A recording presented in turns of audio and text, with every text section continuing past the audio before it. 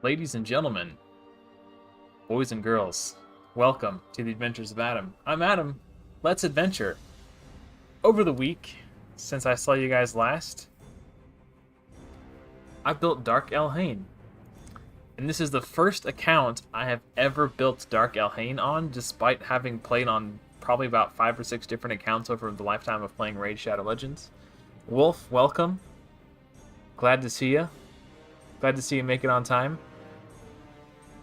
I'm going to be doing some more Live Arena today, and I have not yet tested her out in Live Arena, just because I generally don't have enough time to do Live Arena when I'm at work and stuff, just because the nature of the game mode, I just can't afford to give the game my undivided attention.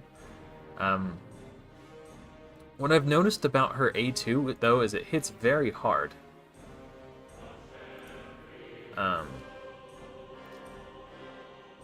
So I put her in as my campaign farmer to finish leveling her to 60. But I see that A2 hit for like anywhere from like 60 to 70k, which is huge for an AoE on my account. Yeah, 76,000 there.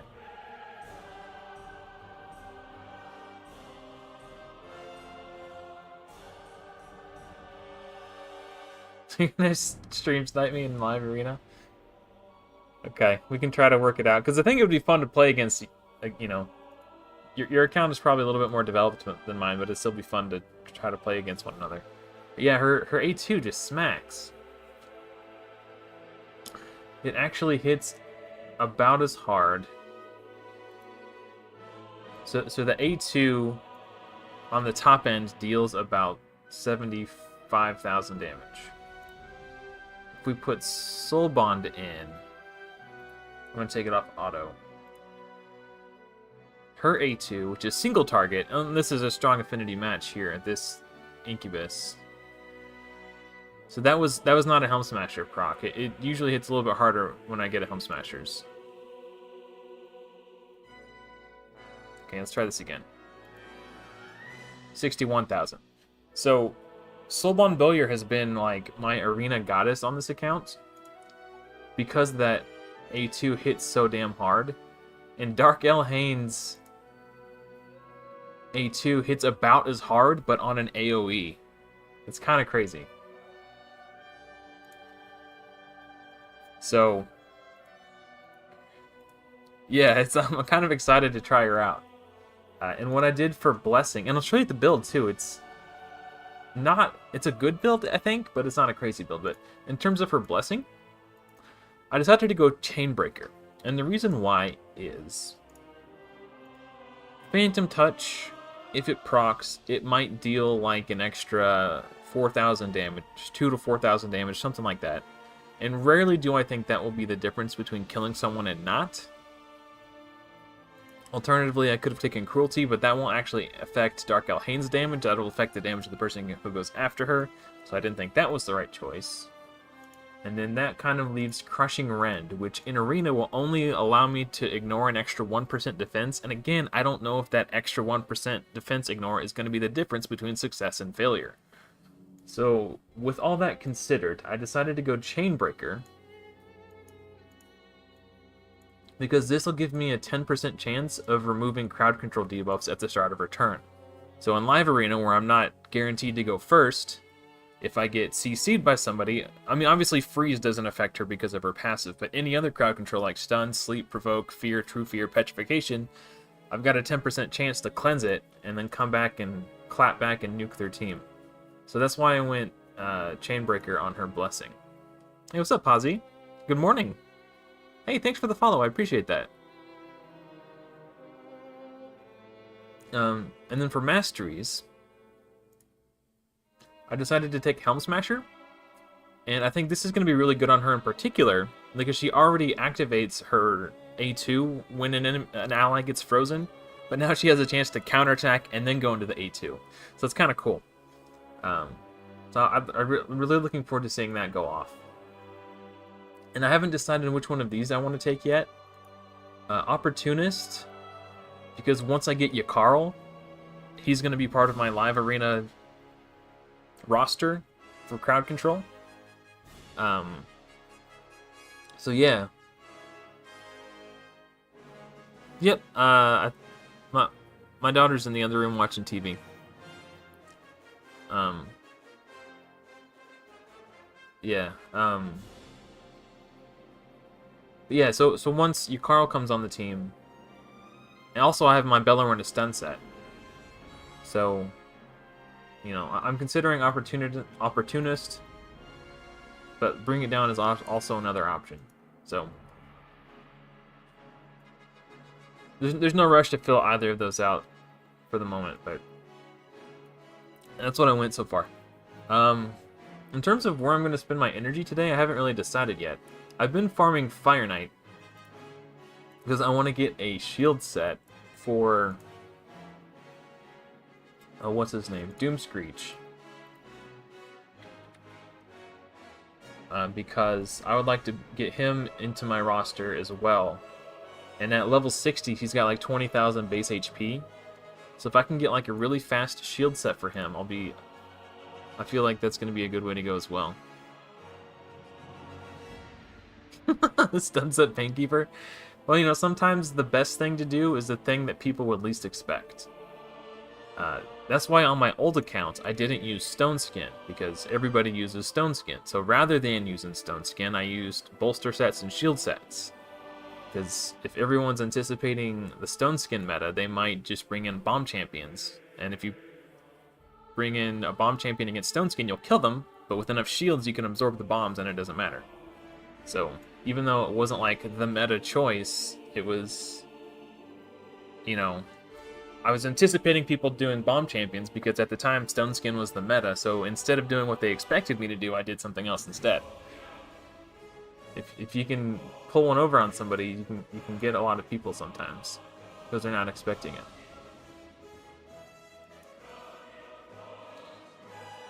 So I think I'm just going to keep going. Oh, I need to do Iron Twins. So, exciting news. I can farm up to stage 9 with Drexthar, even on Spirit Affinity, where he's weak Affinity. But 10 is still kind of a struggle, and I can't quite do it yet. But just being able to farm these coins to get more Soul Stones has been really big. I'd like to get Drexthar to 3-star Awakened as quickly as possible.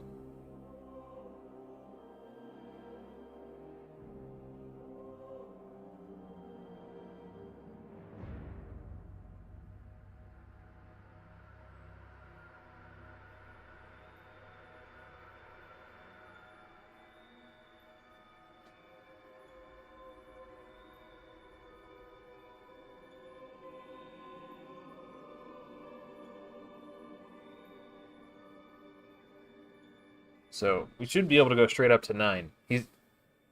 I couldn't get him to do stage 10 on this account, but I switched over to my old account that has a Drexthar and a lot better gear.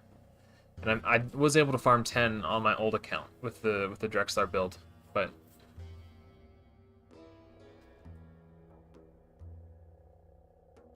yeah, awesome, man. I'm happy to be your good luck charm. Who did you pull this time?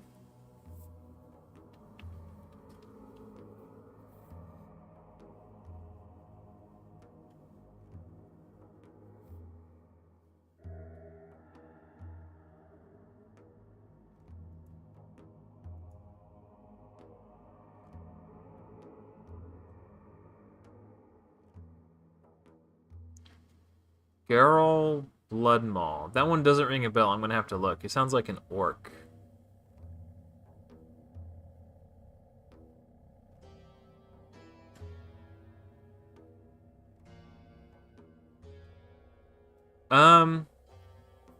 Generally speaking, decreased attack is helpful. Yeah, I mean, it wouldn't hurt. The only problem is I don't have a way to keep my decrease attack champion alive. Right now, the only one I have that does the big version is Coffin Smasher. And he is built in Guardian, which gives him healing, but I don't know if it's enough healing to allow him to not die to the boss. I'd probably have to build him in regen, and then maybe at that point, but I don't really want to mess up my Coffin Smasher build currently because he's on my Clan Boss team. But I switched out Drexlar's chest piece from defense to HP.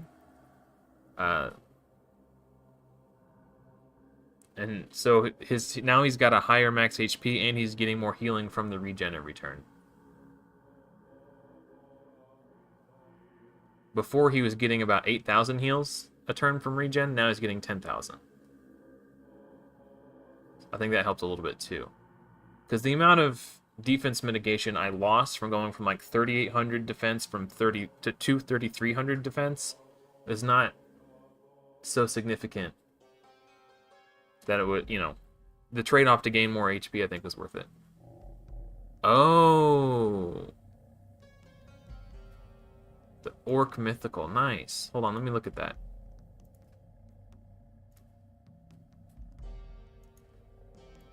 Ooh, she looks pretty badass, man. Yeah, I would not mess with her. I have no idea what she does. Oh wow, that's a good A1. It's pretty good at A2.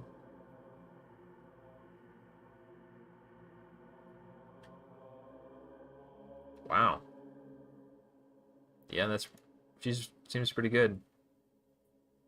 Hold on. Duration of all buffs. Dang, dude.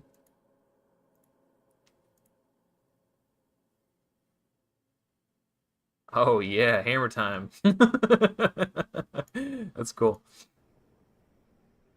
Attacks all enemies has a 20% chance of repeating the attack. I wonder if it's a 20% chance for each enemy hit. And if that was the case, imagine this in Spider, like... That's crazy. Attacks all enemies. Damage of this skill increases by 10% for each buff on this champion. Oh, wow.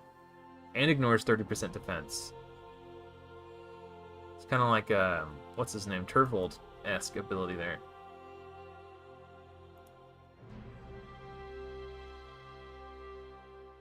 Oh, wow. Wow, yeah, she seems really strong. Cool, man, congrats. That's awesome, dude.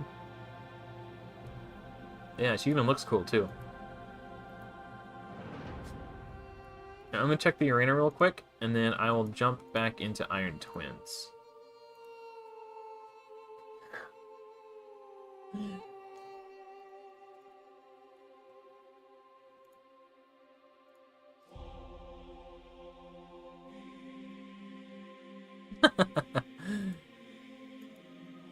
Too much muscles? I don't know if there is such thing. Sometimes you need a muscle mommy to throw you over her shoulder and carry you to safety.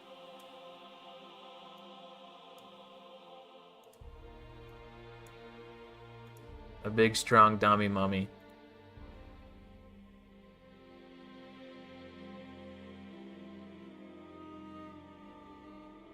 Yeah, there's a huge jump between 9 and 10. All the stat requirements go up, the accuracy and resistance, and then he just hits way harder. But I'm still pretty happy that I can solo up to stage 9 on all affinities.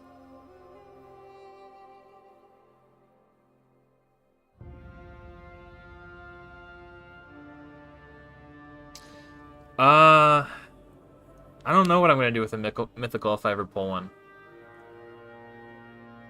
Honestly, like I can't use them on the account unless it's Lady Mikage. If I pull Lady Mikage, I'll hang on to her until I would have been able to fuse her. Because if I can, I'd really like to not sacrifice Kiro the Watcher. I think Kiro the Watcher would be a great addition to my Clan Boss team. Yeah, they can't be used as chickens because they're 6-star. That's right.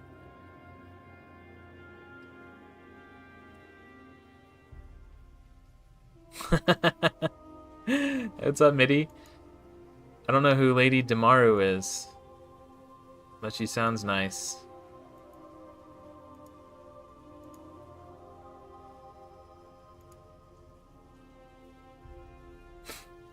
Man.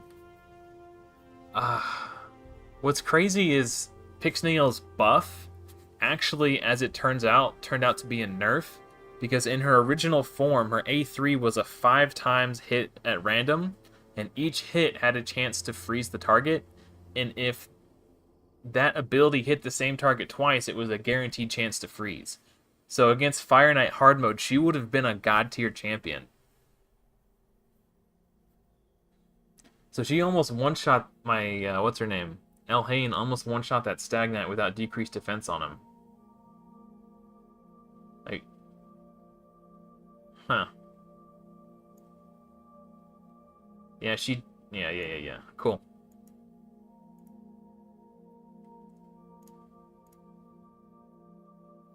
So, yeah, what looked like a champion buff turned out to be, in retrospect, a champion nerf, if you think about it. Because, like, one of the hardest pieces of content in the game would have been easier with her in her original form. Oh, I need to do my Doom Tower keys, too. I haven't really played much. Normally, I get, like, all this extra crap done before I start streaming. Where is it? All this extra crap done. But I was playing Minecraft with Quinn today before I went live.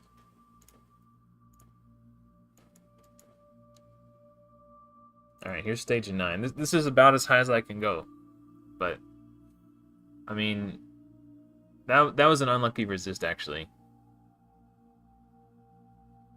That was the old 3%er. But yeah, just by being able to go up to stage 9, I get about 600 of the iron coins a day. The mortal soul coins, or whatever, the small ones. Which means I'm able to get, like, oh, I don't know. How many is that a week? That's like 6 soul stones a week, something like that. Because I get double on Saturdays. Or Sundays, depending on what side of the earth you live on.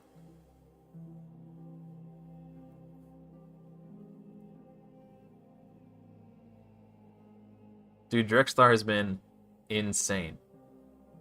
He pretty much soloed the final boss of last rotation in Doom Tower, normal.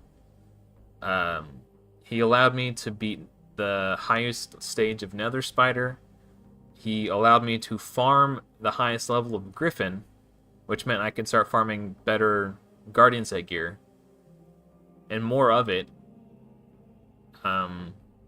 He solos Ice Golem 21 and Dragon 20. He's my tank for Spider 20, and he's on my Fire Knight team because he helps my Bellower crowd control the waves, and his 3-hitter A1 helps break the shield down. He's an absolute unit.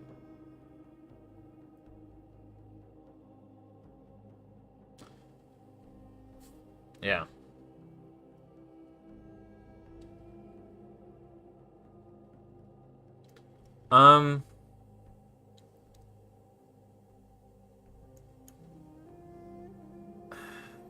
I would prefer if you didn't, but it's not the end of the world. As long as...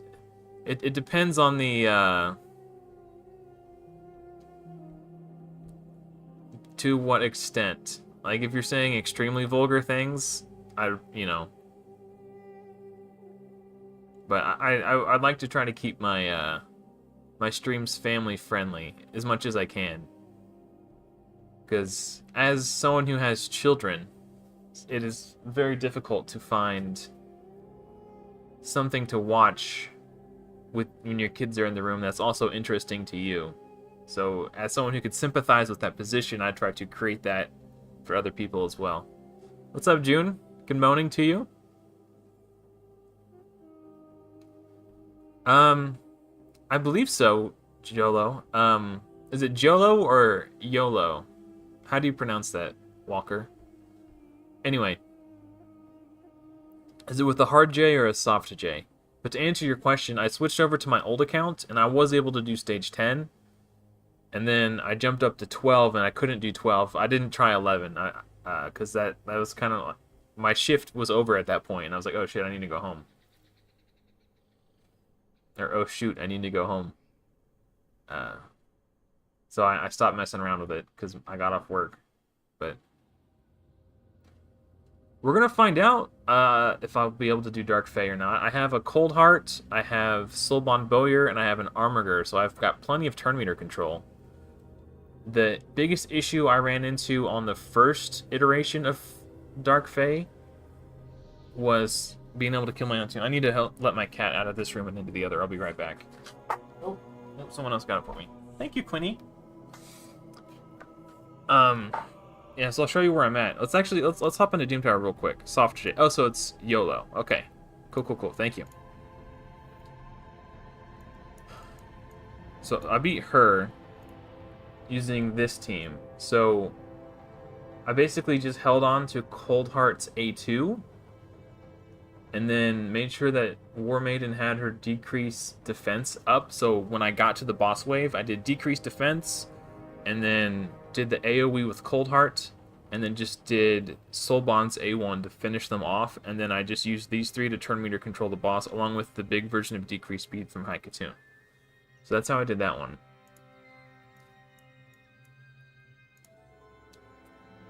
Oh, we can take Kale out now. We have a better damage dealer.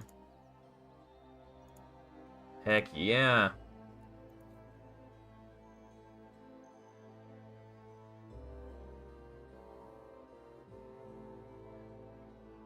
Yeah, she can be...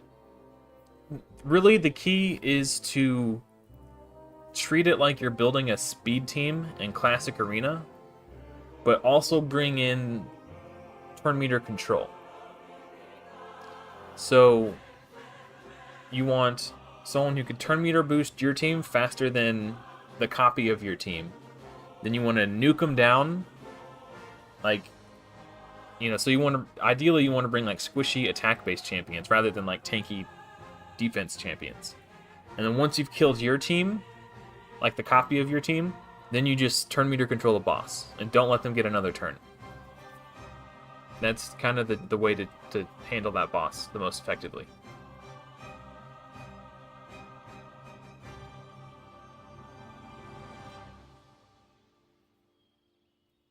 Hey, congrats on the Spider 20 and Wixwell, June. Congrats, that's really awesome. Oh, did you build Soulbond Bowyer too? Yeah, she is a great rare.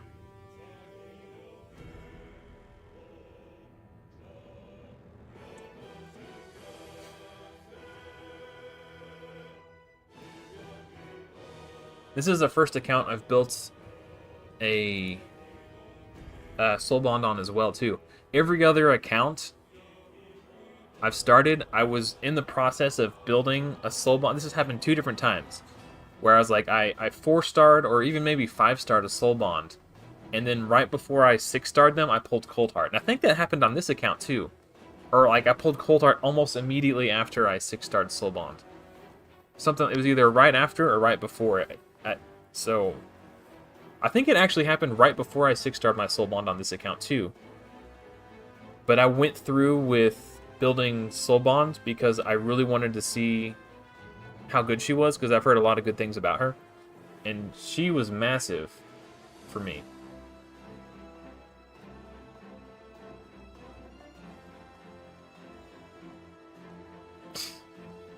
Dark Elhain is cracking them, dude.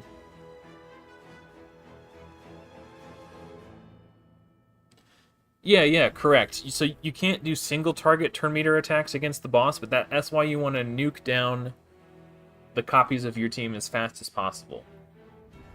So if I'm about to face Dark Fae, I'll see if I don't know what boss it is today. But if it's not today, then I'll go back and I'll show you what I did on the previous boss. 14-hour shift, dang, dude.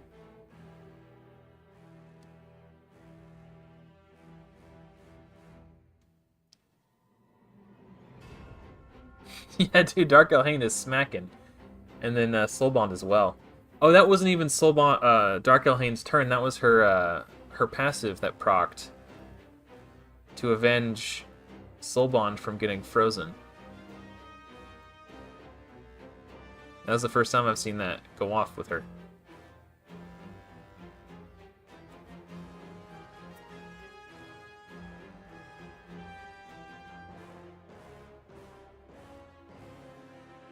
That's a really interesting team, June.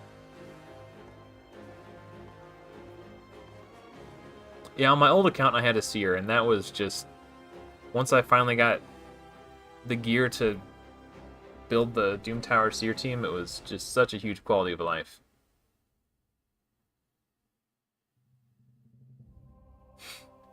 Hey, what's up, Burnt? Yeah, I mean, she falls within the parameters. She falls under the plus category of rares only plus.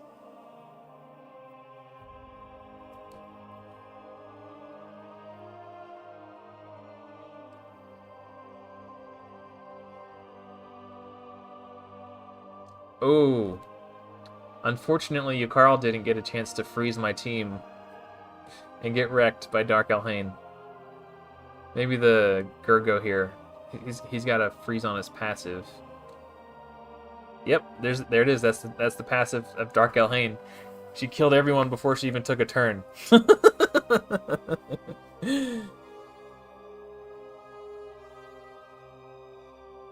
Hey, you know what? You don't need 100%. You just need to win enough times to get your Arbiter. That's really all that matters. That's probably what I'm going to have to do for Ice Golem 20. I can't consistently farm 20, but I can auto-farm 21. Thanks to Drexthar.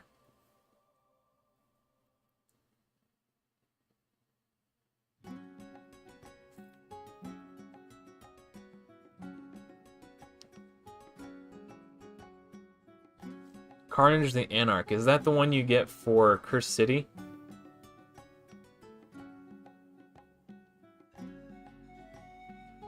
I mean, if I can get him, and he's free and permanently available to all players, that falls within the parameters of the restrictions. I really want to stop referring to this as a challenge, because it really is meant to be an educational series.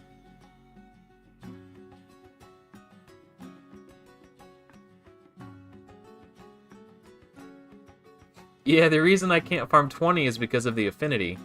Drexthar is weak affinity to 20, but on 21 he's strong affinity, and he can actually solo 21.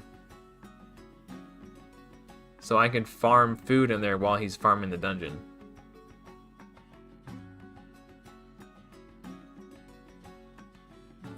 I don't know if Dark Elhain is going to help me on stage 20 or not. She'll help me clear the waves faster, but she might cause problems with triggering the Ice Golem's Frigid Vengeance passive.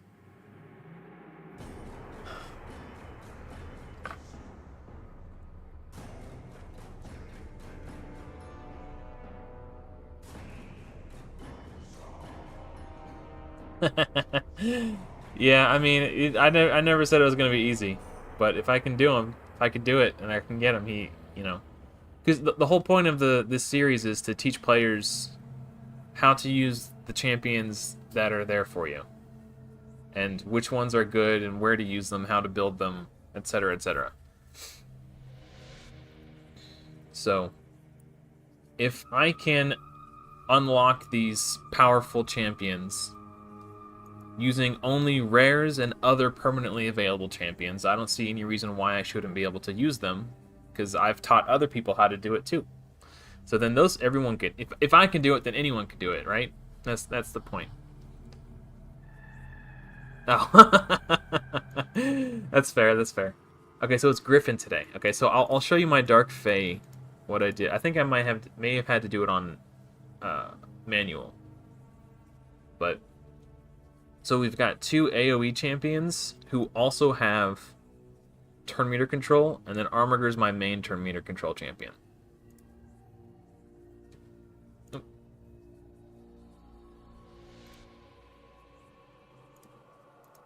So on the second wave, I'm going to hold all of my cooldowns to make sure they're up for the final wave.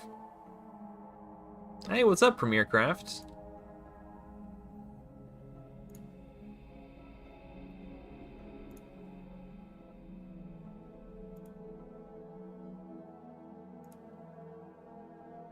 Silbon might be hitting too hard with her A1. I might not have time to cycle back around. I might just have to A1 spam from the first wave.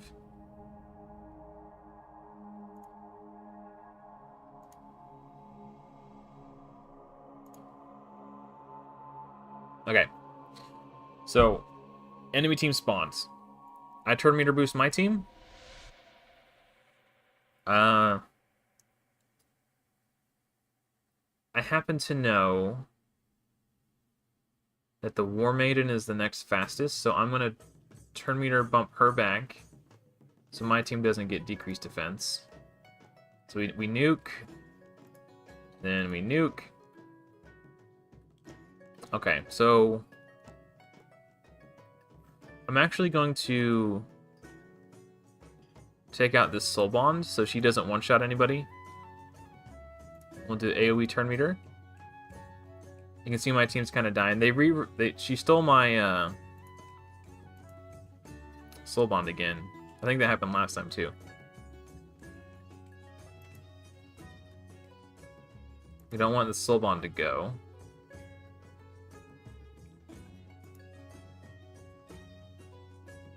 Ooh, we might have to restart that. I'm just gonna A1 spam through the waves to make sure I have all my cooldowns, because it seemed like we killed him pretty easy.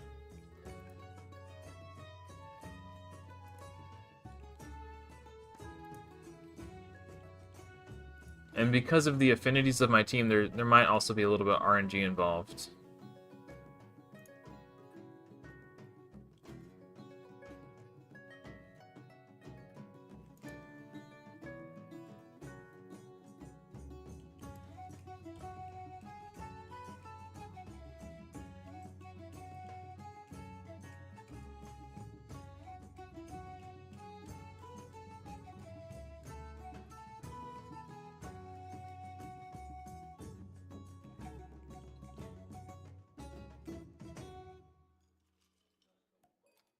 Two hours and 40 minutes till Live Arena opens? I thought it was open like every hour. Maybe they changed it. I don't know. I don't do it that much.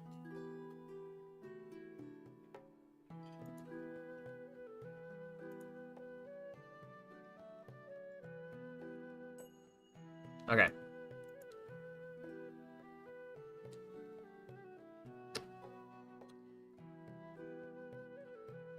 Last time I turn meter controlled the War Maiden.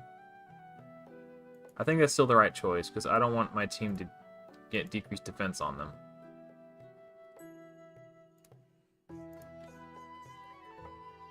Oh, my Cold Heart isn't crit capped. She only has 70% crit rate.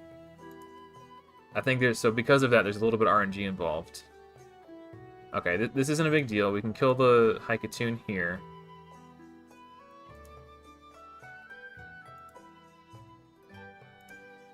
Dang it. Okay, that fear was kind of a...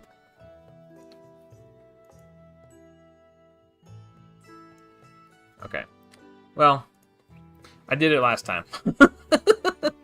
But it's because Cold Heart doesn't have 100% crit rate, there's a little bit of variance. So with only 70%, there's not a guarantee that she crits the entire team of clones. So, you know, with the setup like that, you might have to do it a couple times to get the perfect run. I guess I was just lucky and got a good run on my first attempt, but that's one way you could do it. Let's check out the secret room. Oh, epic attack champions only. Let's see what Dark Elhain can do.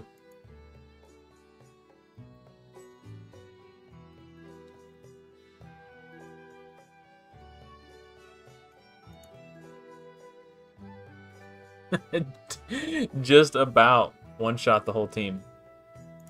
Oh, they messed up by freezing her. That's funny. Alright. I guess I don't want to get ally attacked. And I'm getting ally attacked. I had her in a much faster build, but I didn't want her to be faster than my War Maiden, so I slowed her down. So I could change.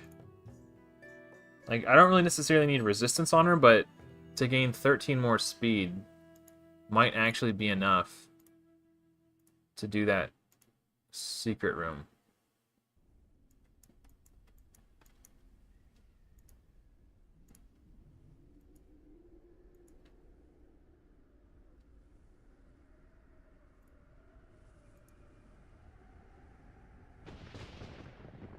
Oh, okay. Well, that's fine.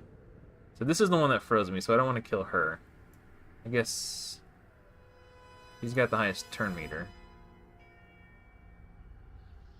Yeah, there it is. Bam. So hopefully I'll have enough speed to go twice.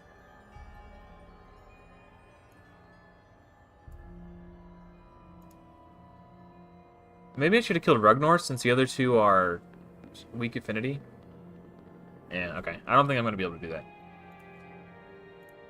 Not with the gear I have currently. I think if I can get to a place where I could one-shot the waves, maybe?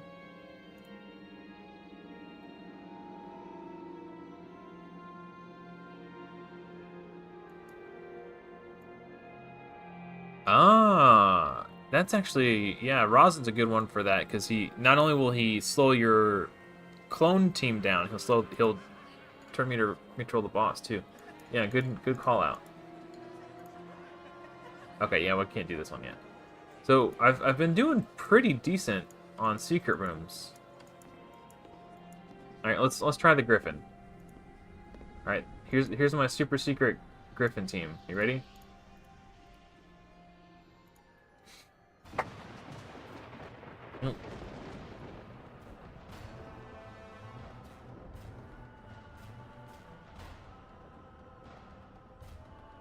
I was actually talking about that exact same thing, June, in my Discord.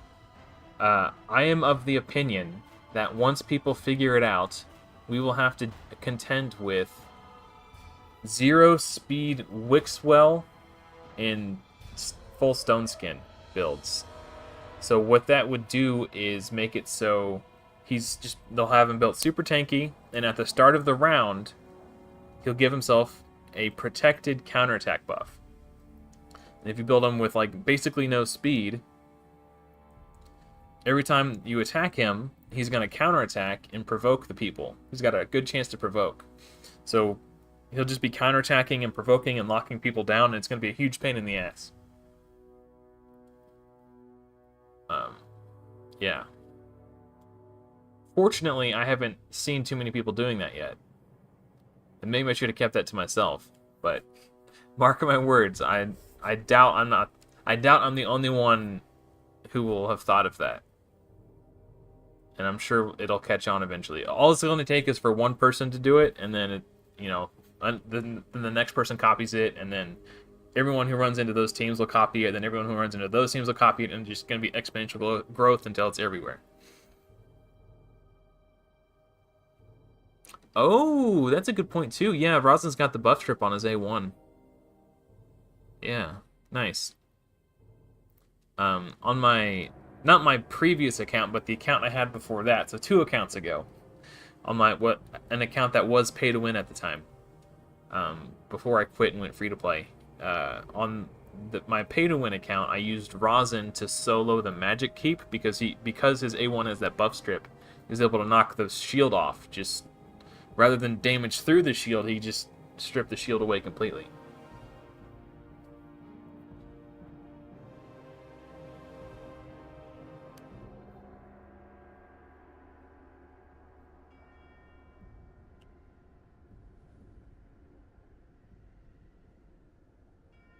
Yeah, that's pretty cool. Another really good Dark Fae champion that everyone can have access to is Yakarl the Scourge. His turn meter A2 is one of the best turn meter control skills in the game because, again, he's stealing the turn meter. And it's on a 3-turn cooldown, and because it steals 100% turn meter, he gets back to it faster, and he places the big version of decreased speed on the target, and the big version of increased speed on himself while he's doing it. Dude, Drexlar's HP never went below like 90%. That is nutty. Like, he didn't even sweat it at all. Alright, let's finish these Iron Twins keys.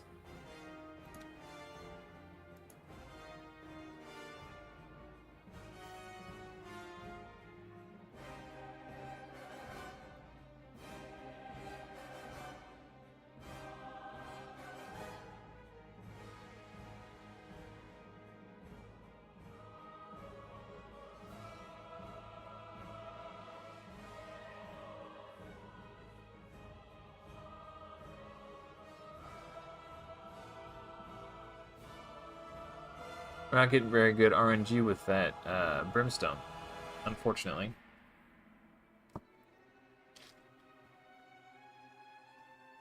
Which is why I really want to get him to 3-star.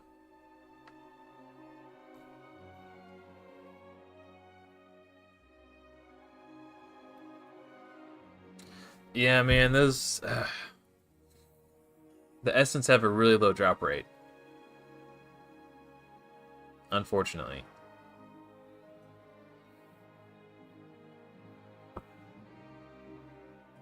Yeah, I think I got... It was on a Saturday or Sunday, depending on what hemisphere you're in, or time zone. But Saturday for me, it's Saturday night. That's on Void, so I say Saturday, but I know for Hell Hades it's Sunday, because he always says it on Sundays it's double, so... If you're in Europe, it's Sunday. If you're in America, it's Saturday. Anyway, so Saturday night when it's Void, on my last account, I think, and it doubles, I think I got like 16 in a day, because I got 4 and it doubled to 8, and then I got 4 again and it doubled to 8.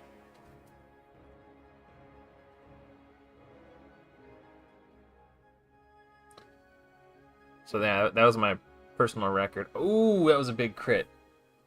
He needs to die soon or my Drugstore might go down. He just hits so hard when he gets low.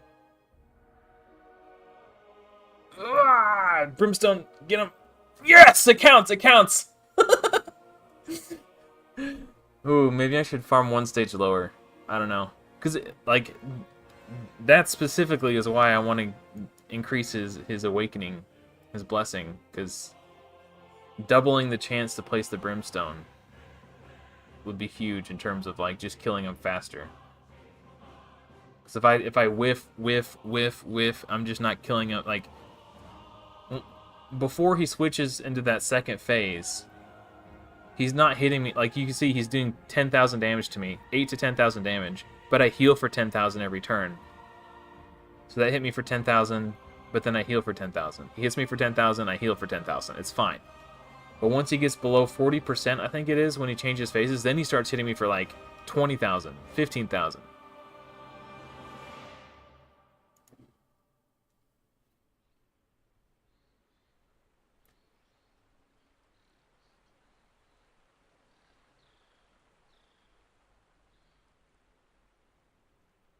Trying to find what it is that causes him to enter that phase. Or maybe it's just his passive that increases his... Every time he uses growth effect, his attack and defense increase by 4%, an additional 1% for every enemy whose affinity does not match that. Oh, okay, interesting. Iron Twins will only use the skill when their HP is below 40%. So, yeah, once he gets below 40%, he just starts smacking. Like, I just got hit for 17,000 there. Or crit for 17,000. So he's hitting me much harder now. I just got hit for 12,000, 13,000, 11,000. So he hit me for like 22,000. But I'm only healing for 10,000 every turn. So if I don't get those Brimstone triggers on him, like once he gets below 40%, it gets really dangerous, and I really need to kill him fast.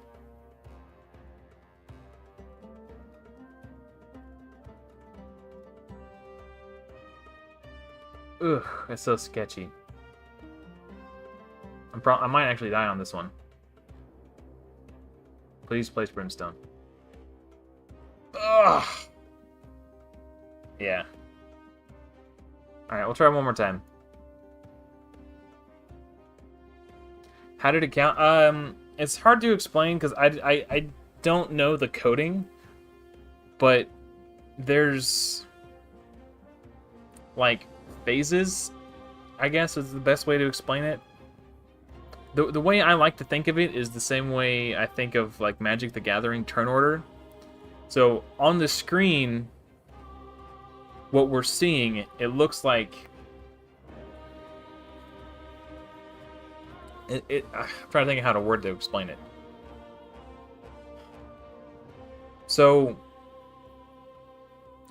in Magic the Gathering, every turn has different phases. So you have your untap step, your upkeep, and then your draw step, and that all happens before your first main phase. Something similar happens in Raid, where you have different phases of your turn that happen before you actually get to your turn. So damage from HP burns, poisons, and bombs happen before the game checks to see if you're asleep and to determine whether or not your turn gets skipped. So if you are asleep, but you have poisons and you take poison damage, the poison damage will wake you up and your turn won't get skipped. So there's kind of this weird interaction in there. It's similarly in the same vein, and this is where it's going to start getting confusing. There's the Void Legendary, who, I forget his name, but he places poisons, and then whenever an enemy takes damage from poisons, he counterattacks, and his A1 has a chance to sleep. So because of that interaction, the poison damage happens, and then the counterattack triggers, and he puts you to sleep, and then because you're put to sleep, the game gets to the phase where it checks to see if you're asleep, and then your turn gets skipped. So it's kind of this weird interaction.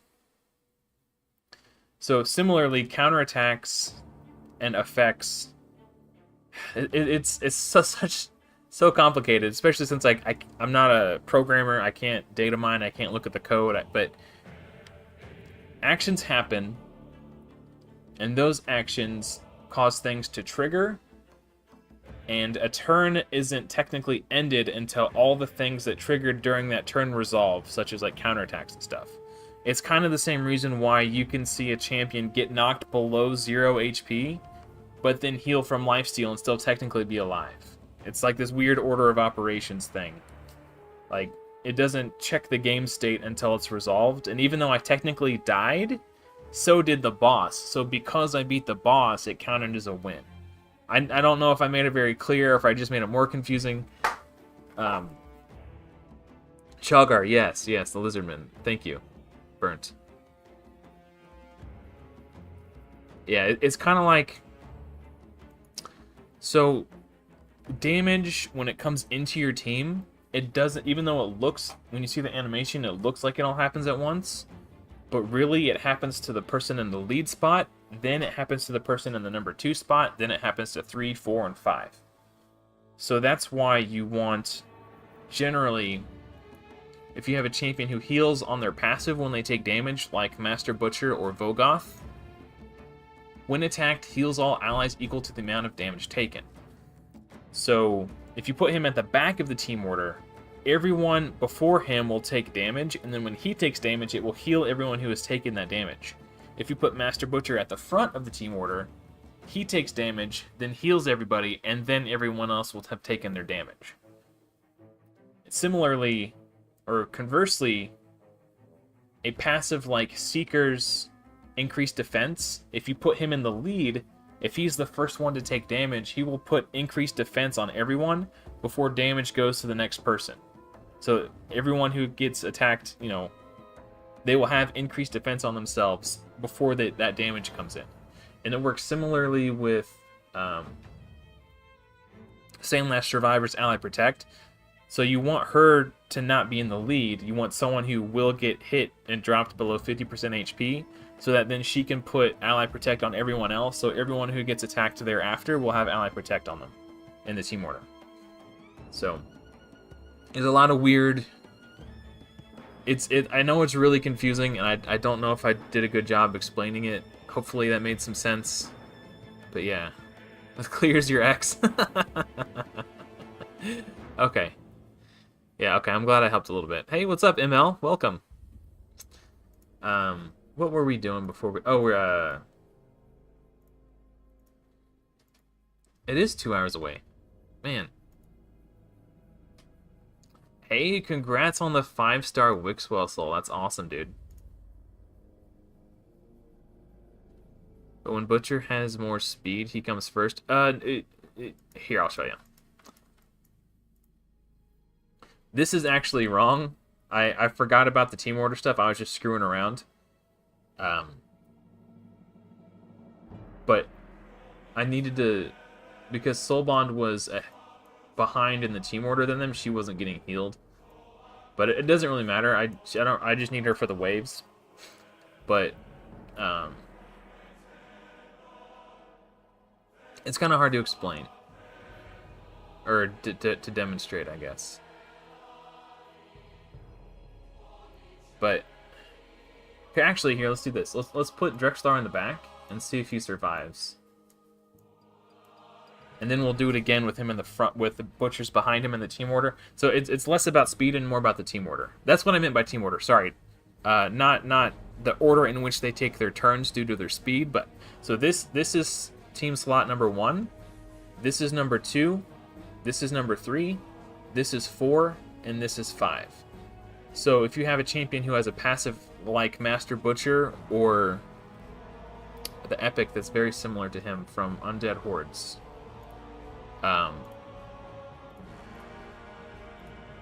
Vogoth. He's got a very similar passive. Where when he takes damage... This one. Whenever the champion is attacked, heals all allies by 50% of the damage received. So Vogoth and Master Butcher are similar. Only Vogoth works against bosses and Master Butcher doesn't. But the Dread Bombs that Bommel summons don't count as a boss. They're a boss's minions. So he will still heal up Drexlar. So,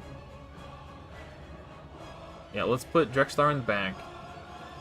And we'll put these guys up front and see if Drexlar survives when the Dread Bombs explode.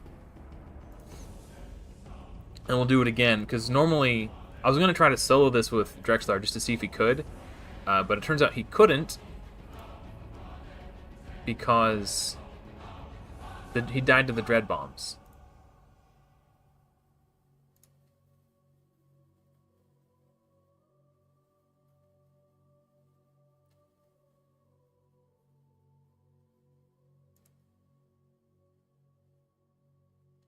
Yeah, I'm glad. Thank you, Mike. Yeah, there's a stream delay, but I appreciate you helping. Yeah, I'm glad that made sense, Wolf, because I felt like I wasn't explaining it very well.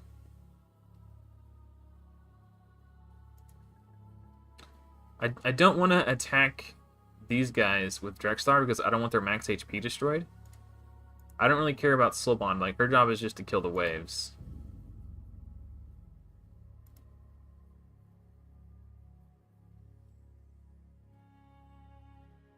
I should probably try to provoke the Huntsman. Hey, Burnt. Thanks for hanging out. Sorry you had a rough day. Hopefully tomorrow's better for you. Yeah, good luck on your shift tomorrow, man.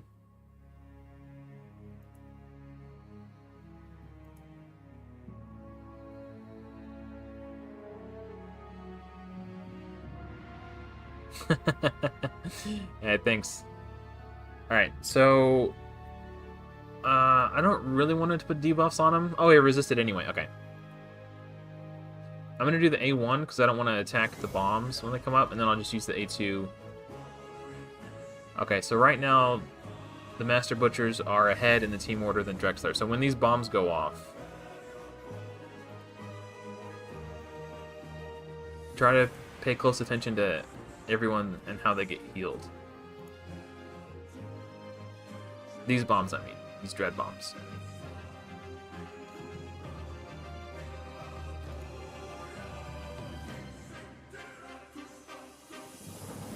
Okay, so we survived. Maybe because I have 2 of them in there, and he got heals from the second one after he was already dealt damage from the first one. Let's take one of them out and see what happens. Because he wasn't at full HP. Which means... yeah.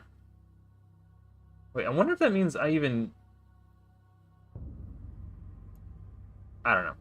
I'm tired of messing with it, but... I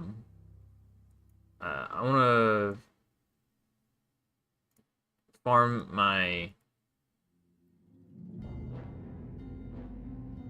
silver keys for Guardian set. That's what I was trying to say. I was gonna let it slide, June. Hey, what's up, Sakib? What did you miss? We easily soloed the Griffin with Drexlar. It wasn't even close. We did a little bit of Iron Twins, stage 9, solo with Drexlar.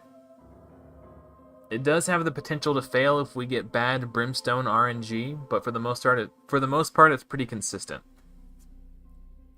Man, that Rotos is destroying that max HP like crazy, dude. That's about it. I showed my Dark Elhain build at the start of the stream. If you're interested, I could go over it again. There's a lot of people watching now who weren't here then. When Live Arena comes up, we're going to do some Live Arena and try out Dark Elhain. This is the first account I have ever built a Dark Elhain on, so I'm really excited to see what she can do. It's easy. Okay. It's difficult to get a good feel for how accurate champion guides are when they're being done by people who have really, really good gear. But this account is a free-to-play account. I just got Dark Elhain, so this will be a good opportunity to see how impactful she can be on an in-progression account. And so far, I really like her. She's been very good. I haven't really used her anywhere other than farming campaign to finish leveling her to 60 after I got her masteries built up. But she does a lot of... I'll use her in arena too, like classic arena. I wonder if I'll be able to do this with my destroyed max HP. Well, that didn't seem like it was a factor last time, but the Griffin's barely scratching Drexlar, so I think we'll be fine.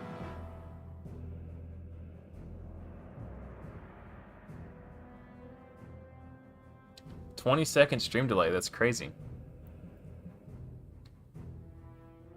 Huh. I didn't even think about Frost Spider. Hey, what's up, Joseph? Do you have a progression guide for this game? Basically this whole series? I've been wanting desperately to make a new player guide, like a right and proper one. And when I sat down to start writing the script for it, I just got writer's block really bad, and I was, yeah, I don't know. I was just having a hard time, because, I don't know. Not yet, I guess, is what I want to say. But I sat down a week or two ago to make that very thing, and I failed, I guess. I'm gonna put some dudes in here just to help kill the waves faster. Dudes and dudettes.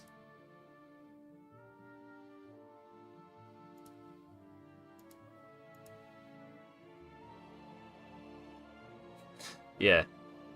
But basically what ML said. Yeah, the whole point of this series was kind of show players how to progress through the game using only champions that are free and permanently available, plus rares.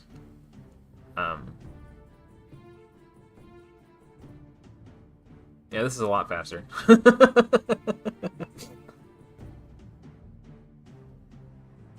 Oh, because he's got Fanta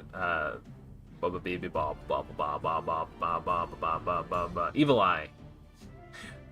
I don't know why he got stunned because of Evil Eye. I got confused for a second.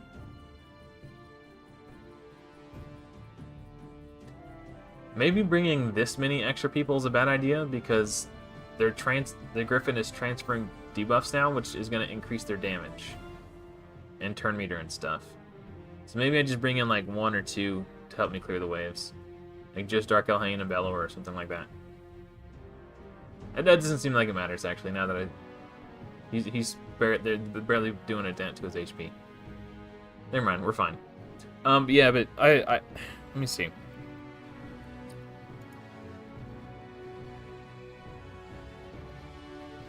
So this, no, maybe. Hold on. File, new player guide. Yeah, here. That's about as far as I got on my new player guide. 2 tips, so it's still a work in progress. So I am working on it.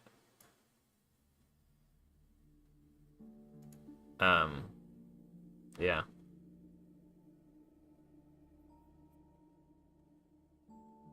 Yeah, no, she's really good, June. That was one application that had not occurred to me yet.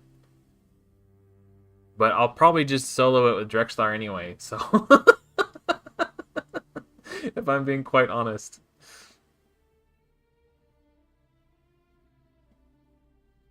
Hey, thanks for hanging out, Mike. Appreciate it.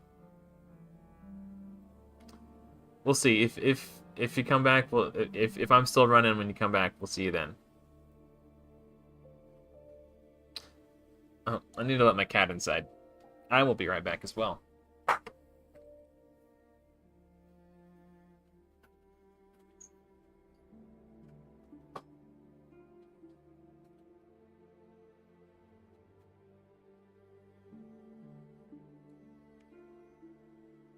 Yeah, thanks, Mike. Everyone like the stream. It helps me out a lot. Yeah, so I think what I need to do is go back and watch my own series and kind of see what I did in this series and think about, was that the best way to do it, or could I have done it differently? And then once I figure out like, I did X, Y, and Z, maybe I should have done X, Z, and Y, like in that order instead. And then do some critical thinking, and then once I have arrived at what I believe to be the most optimal new player guidance, I will write up the script and I'll make the guide. It is definitely something I want to do, for sure. But until then, if you want, I've logged all my progression. Unfortunately, I can't stream every day. I can't make videos every day because I'm not a full-time YouTuber. I do work a full-time job. But I do one live stream and at least one upload every week. Sometimes two if I get unexpected days off. But there's a whole playlist called the Free-to-Play Rares Only Plus. If you want to start the series from the beginning and kind of watch how I've progressed through the game over time, like on a week-to-week basis, that would, in my opinion, that would be a really great way to kind of get a handle on what direction you should take your account, when you should start farming this, when you should start farming that, all that stuff. Like, who should you 6-star now first, who should 6-star second, 6-star third, which champions, like what kind of champions you should be looking for, stuff like that. So, yeah. Hopefully that answers your question. But yeah, until I formulate, I do have some new player guides, but nothing that's like everything you need to know when you're starting the game. Like, I've got the fundamentals of gearing was the first video on my channel. It's a very important video to watch if you're struggling with how to gear your champions. Actually, here, I'll link some of these in chat for you. Rather than telling you to go find them, I'll find them for you. Okay, so we'll sort by oldest. Okay, so this one right here, the fundamentals of gearing, is the gearing your champions is the most important skill you could have in Raid Shadow Legends. So this video here, this first one that I linked, will help you with that specifically. And then who to 6-star next, also a very important video. Give this one a watch. Kind of gives you an idea of the types of champions you're looking for when you want to 6-star someone. And then I would also recommend how to build a clan boss team. A non-unkillable clan boss team. So this third one is how to build a clan boss team. That'll help you out a lot as well too. So hopefully those are helpful. If you have any questions, you can join my community Discord, and I've got a really great community, very friendly, very helpful. I've worked very hard to curate a friendly, friendly and helpful environment where new players can come and ask questions. So you can also come to my community Discord and ask any questions you have. Either myself or a fellow member of my community will be happy to help you as soon as we can. So, yeah, it's very difficult to get high resistance and high accuracy, and still get like speed, HP, defense, all that stuff. Like it's tricky to build high resist champions early on. But if you can pull it off, it's definitely worth it, especially specifically for a solo champion. Yeah. Like, so before I had this build on Drexthar, he didn't. His old build was a lifesteal build with no resistance, and he was just kind of dying alongside the rest of my team because he wasn't resisting any of the debuffs. But as soon as I got him in that resist build and switched him out of lifesteal and into regen, like it was just a completely night and day on the amount of survivability that he gained. So I think my cat wants to go back outside now. He's a fatty McFatterson. He comes inside, takes like, stuffs his face, and he wants to go back outside. And he only comes back in to eat and then goes back outside again. So I'm going to let my cat outside. I will be right back. Back outside, bro.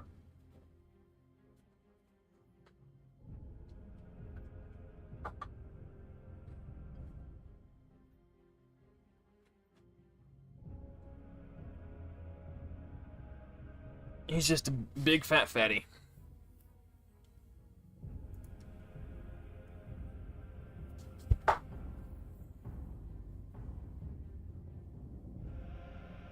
Hey, it's good to know I helped you out, Sakib. It's awesome.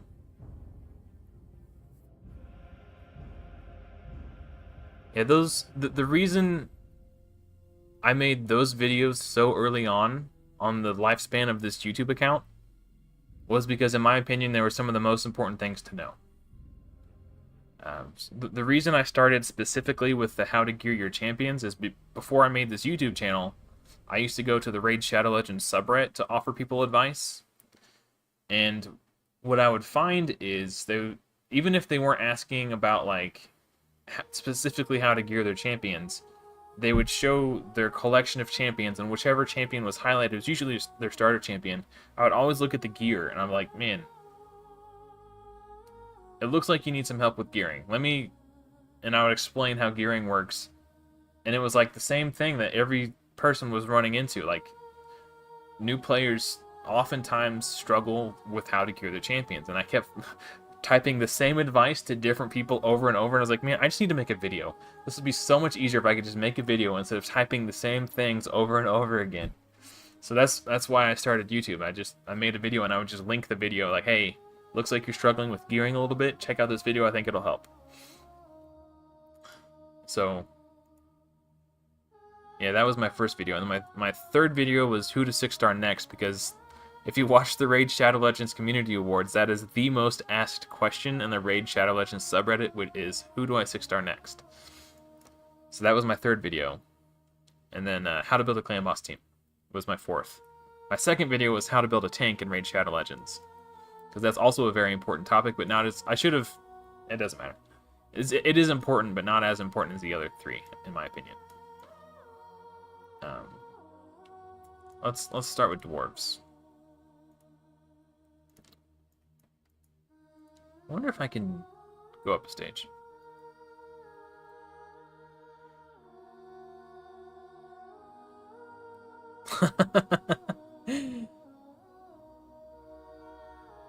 Well, I'm hearing you loud and clear, Wolf, so I don't think you got blocked.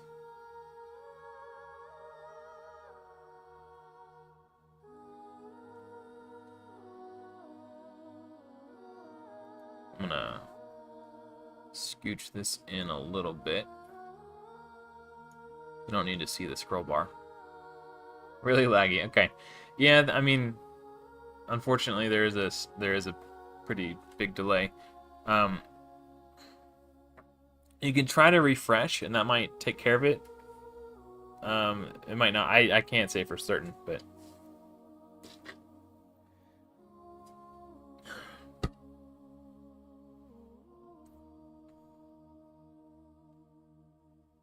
like right now, I can see my live stream on my other monitor, and I'm still on the second wave.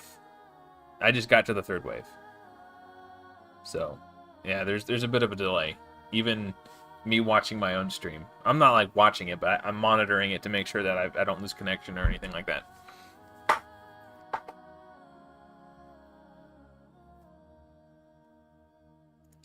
I wonder if there's a way I can... Oh. I was gonna say, kill them before they become unkillable, but... what's his name? Maneater... was his own demise by taking an extra turn, or stealing turn meter. Ooh. Nice.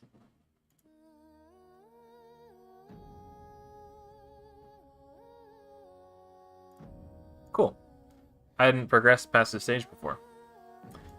I must have just ran out of keys. I was assuming here was the highest I can go, but I might have just ran out of keys last time I was trying to push my progress. Oh, okay. I'm glad you got it sorted out. Huh. That's interesting.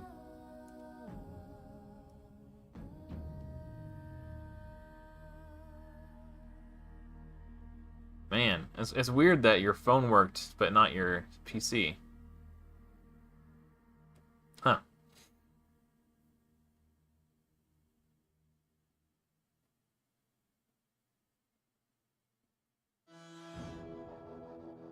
I need to check arena. Actually, I'll check arena now. You know, I'll finish this wave, or I'll die. One of the two.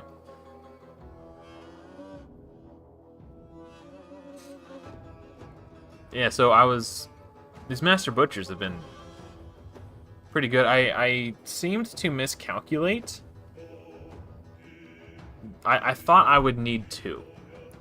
Because in my mind, I was thinking, they don't heal themselves from their passive, so one will heal the other, and they'll keep each other healed up.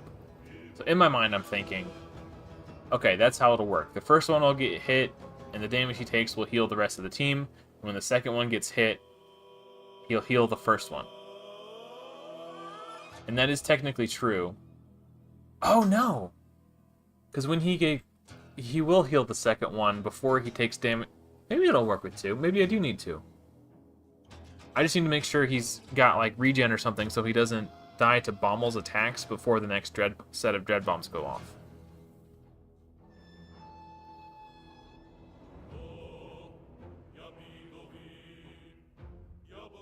Well, hopefully I won't need a speed booster. I was watching my last week's live stream back because I wanted to see, like, I wanted to watch my live arena matches and see, like, you know, like, just look at the matches I lost versus the matches I won and see, like, which champions got banned versus which ones didn't, and etc., etc. And I think the only ones I lost is when the opponent banned my High Katoon.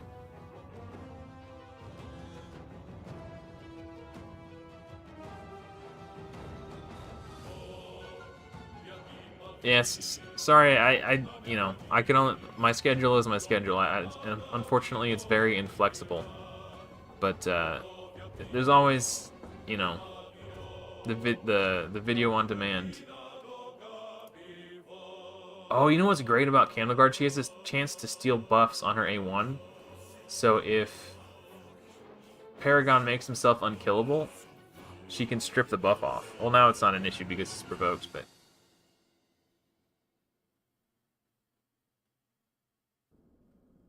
Yikes. Well, if my Candleguard dies, it's probably over. Well, that's not necessarily true, because if Candleguard dies, and then one of the Master Butchers dies, Master Butcher's passive will revive Candleguard. So it looks like I'm hosed, but really all it's going to take is for one of these Master Butchers to die. And if they don't die, then I'll just win because they're not dead. If that makes sense. So this one looks like he's going to die. Yeah, so his passive... Oh, it revived... Oh, I need to take the trash out. Damn it. So he revived one of the trash. Get out of here.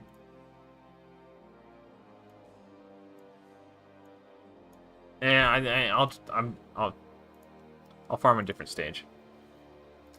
I'm not that desperate. Okay. It'd be really cool... Okay. Let's see how much damage the Dark Elhain can do here.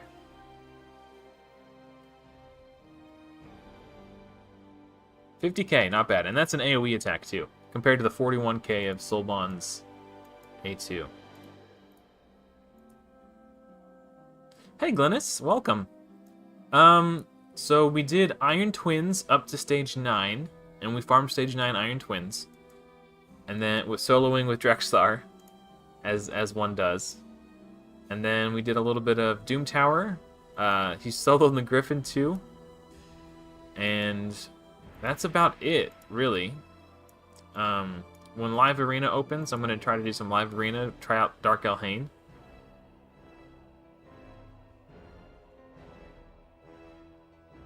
See how she does. She's quite the nuker, and I don't even have her in crit damage gloves, which is to me the most impressive part.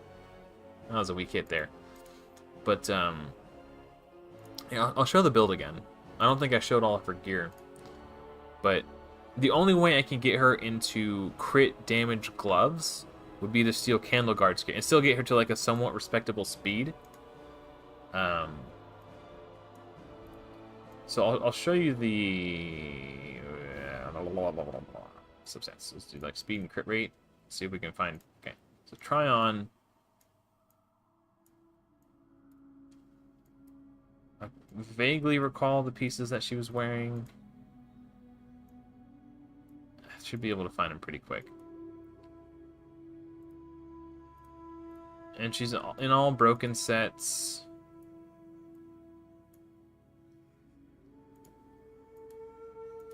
I think her last... Oh, no. It was... Oops. Okay, I remember. She's in Slayer boots. I thought she had... I forgot what set her gloves were from.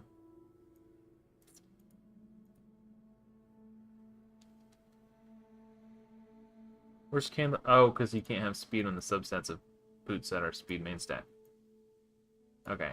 I don't remember what weapon she had, but... Not off the top of my head, anyway. Okay, so... I'm pretty sure it's a cruel set. Gauntlet. Yeah, okay. So...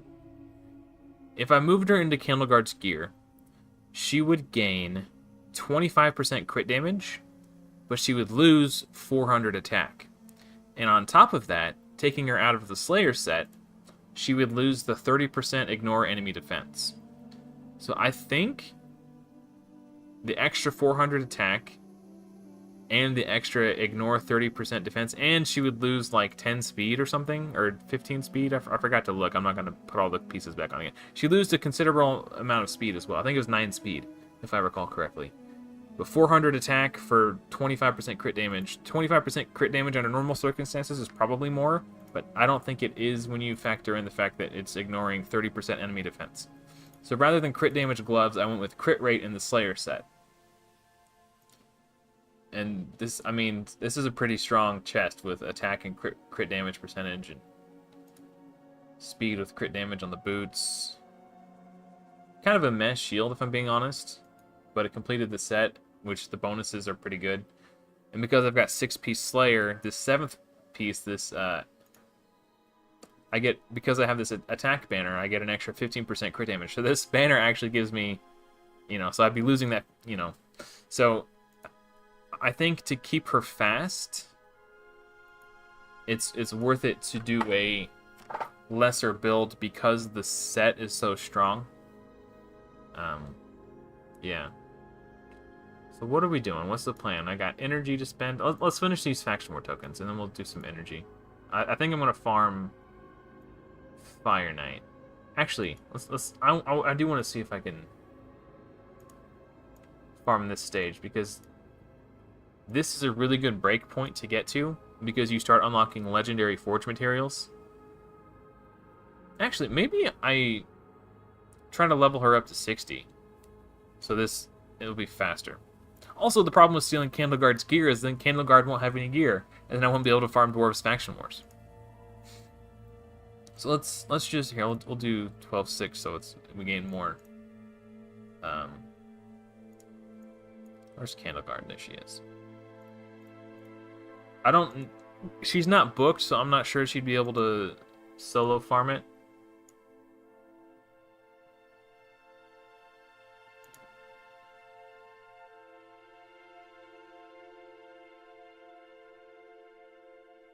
Wow, that's cool, Sakib. Yeah, I only built Candleguard for Well, there's two reasons I built her. One, because the day that I built her, I got the quest that told me to defeat a Faction Wars boss, and Dwarves was one of the only factions open that day. Well, one of two factions. So I was confident I could do it on her. So, and there was a champion training event going on, so I built my Candle Guard to beat the boss. And I did that on stream that day, by the way. If you want to go back and watch it, you can. I don't remember which stream. She did 83,000 damage to that. Jeepers. I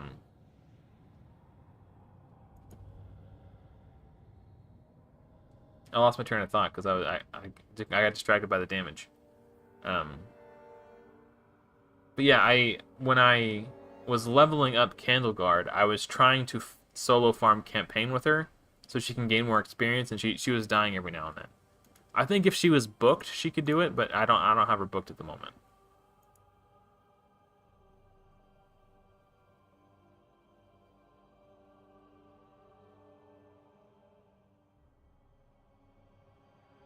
Maybe we'll try one run just to see how she does. I'll go back to 12.3 though, because I think it's a little easier. And see how she does. And well, let's go ahead and throw food in there with her too. Just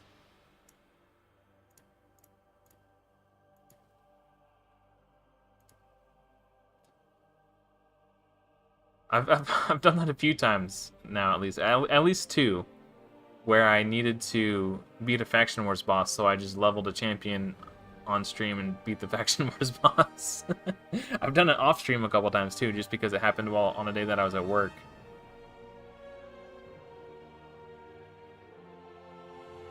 I think she'll be fine. As long as she doesn't get bombed, she should be good.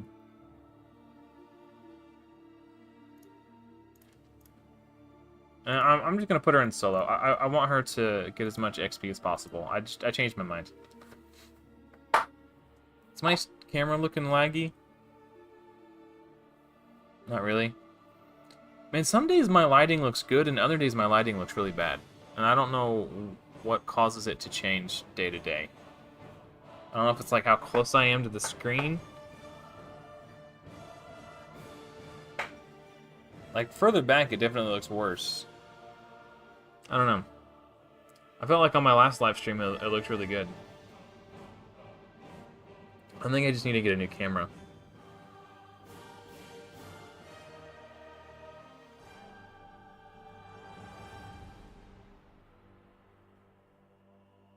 But rather than buying another cheap camera, I should probably get like a halfway decent one. Alright, can she kill him before the bomb goes off? Ooh, she survives. Okay. I think if she gets double bombed, she's definitely hosed.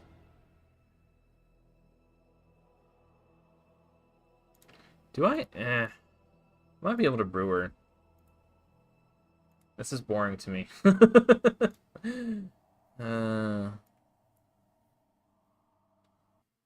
That's like half my silver. Alright. Hey, we got our quest done today. Cool. Oh, we need to beat a campaign boss 3 times.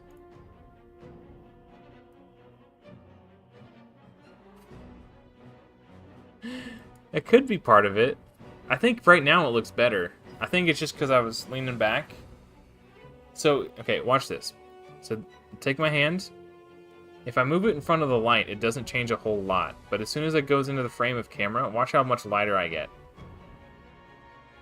Like, this to me is how I should look all the time. That's like my natural complexion. When I take my hand out of the frame, I turn like red-orange. It's definitely my camera. I've been saving up my YouTube earnings. My very modest, humble YouTube earnings. To try to afford a new camera. But then I got distracted and I was like, you know what? I think I might need a third monitor.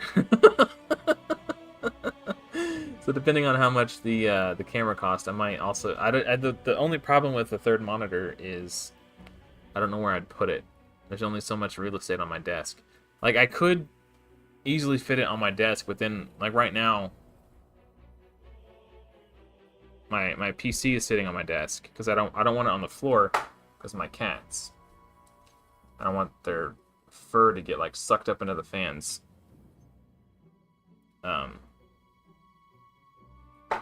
So I'd have to put my PC under the desk to get a third monitor up here. I don't want to do that. So it's either that or buy like one of those like brackets that can hold monitors.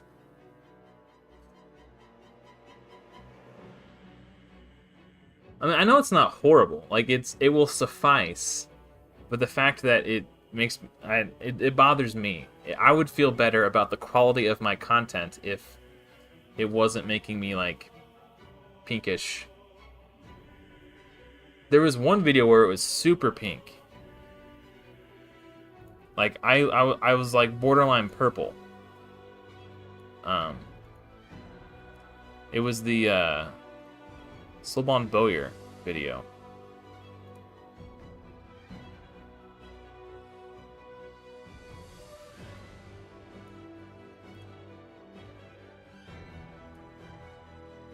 Hold on, I just want to show you how pink I looked. It's come a long way since then, but here.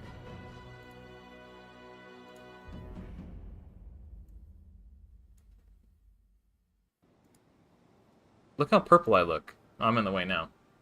Also, that was the first video I recorded on. Like, I look purple. Why do I look purple?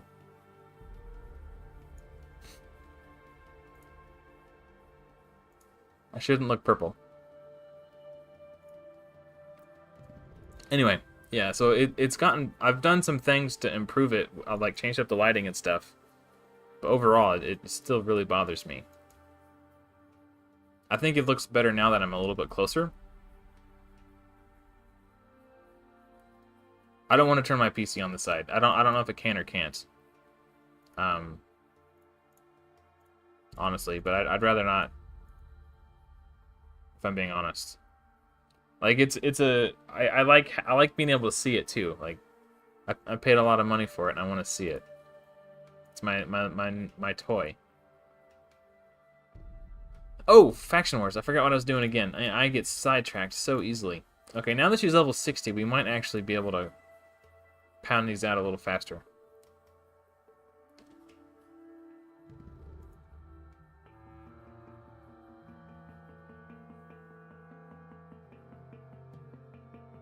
It could have been the PC light. I mean, purple's my favorite color. But, like, if I turn it... Okay, I'll turn it off for a sec. Like, so it doesn't change it too much. Like, you can definitely see, like, a glare. But it's not, like...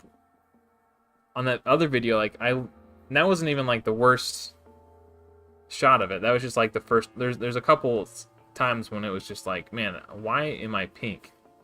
I shouldn't be pink. I don't know. But...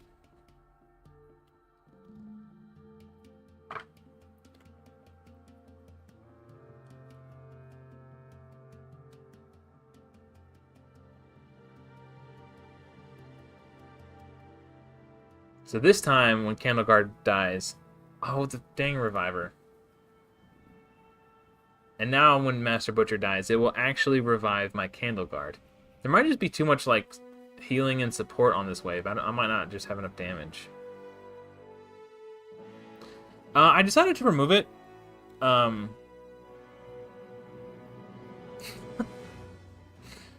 don't want to be purple. I want everything else to be purple.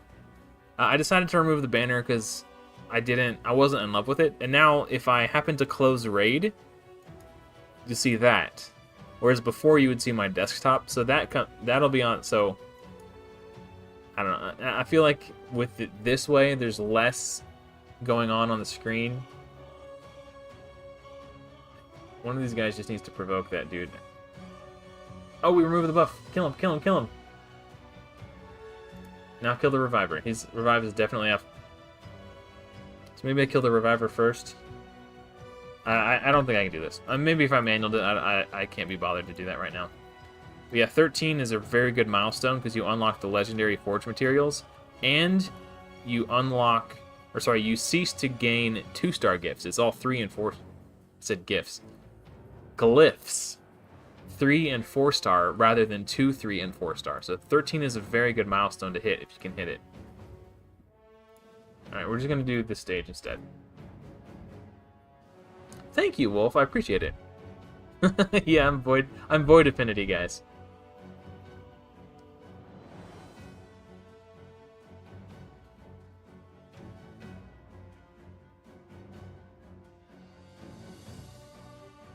Yeah, so it matches. So this is the starting soon. So at this is what displays at the start of my stream.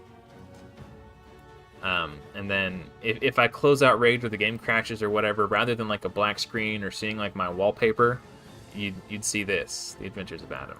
So last Friday, my shift at work got canceled, and I thought about streaming then. But if I stream on Friday, I don't want to.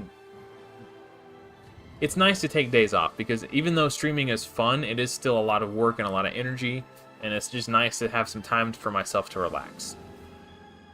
So rather than streaming on Friday, because I knew if I streamed on Friday I wouldn't want to stream on Saturday, I decided to work on my channel, and I redesigned all the art for my YouTube channel, and that's where those assets. That's mainly what that was for. I was like, you know what, I should integrate that into my OBS setup as well. So that's what's, I just think it makes everything look a little bit nicer and a little bit more professional.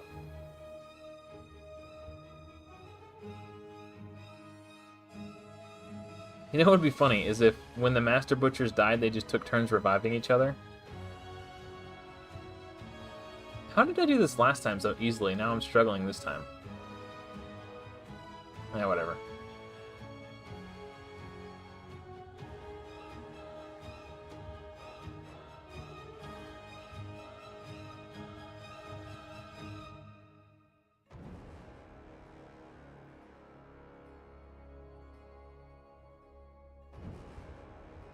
Man, I forget.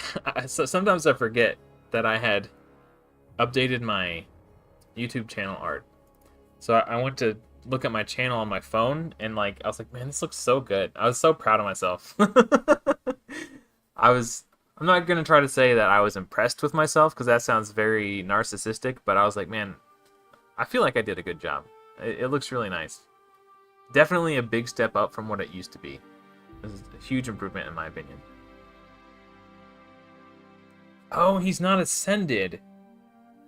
Or is he? Is he? It didn't look like his passive was triggering. Yeah, it's not. He must not be ascended. Oh, that's why the other one wasn't. Oh, man, okay. When I was doing the Bommel fight, I was like, it doesn't look like this one was getting healed by this one. Oh, that's why, because he's not ascended. Derp. This one is 6-star. I just haven't leveled him up to 60 yet. This one's in a regen and immortal build, since he doesn't heal himself off of his own passive, which is why I was building a second one too. But turns out I don't need 2 Master Butchers to beat Bommel 50 on normal. I might for Bommel 90. Dude, if I can pass Bommel 90 this rotation, I'll be ecstatic. I'm not planning on being able to. I'm willing to just accept defeat, if that happens. But if I get stuck, I get stuck. It's even though it's just normal, still Bommel 90 is still one of the most overtuned, overpowered bosses in the game. Thank you, Wolf. I appreciate that. Yeah, I'm constant, I am aware that I am not the best. I am also aware that I'm likely to never be the best. However, I'm still striving to improve. So ooh, can you guys hear that thunder? I don't know if the microphone picked that up or not. It just started storming. I'm striving to improve. Just for my own sake. I want to get better to make myself happy. Improving is, in whatever it is I'm doing, I like to improve. So I always watch my old live streams, I watch my old videos, and I think about ways that I can improve what I'm doing to make better content.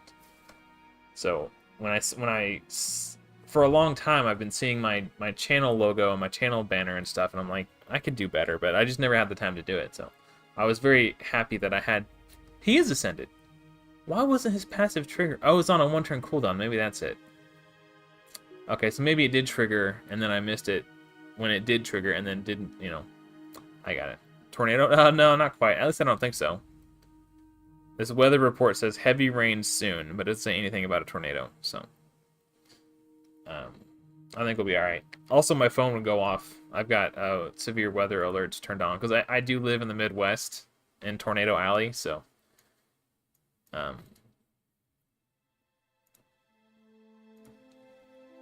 Yeah, it's not out of the realm of possibility, but I think we're okay for tonight. Oh! I forgot to do with the boss. I got so caught up in... Crap. Oh, no. Oh. No. Damn, I just whiffed on a whole freaking energy refill. I could have done the boss, too. I just got sidetracked and forgot what I was doing. That is... Oh, wait. No. It's... Faction... I don't think I have a skinwalker that can do it, do I? We might get a surprise.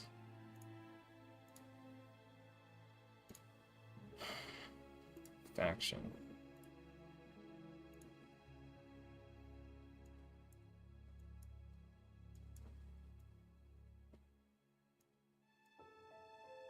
Skinwalkers. Maybe a Fleshmonger could solo it? Maybe a Greybeard? I pulled a second Narhorn, which means I can build a Narhorn and still have one diffuse rosin, so that's really exciting. Forgot about that. I forgot to tell you guys about that. Yeah.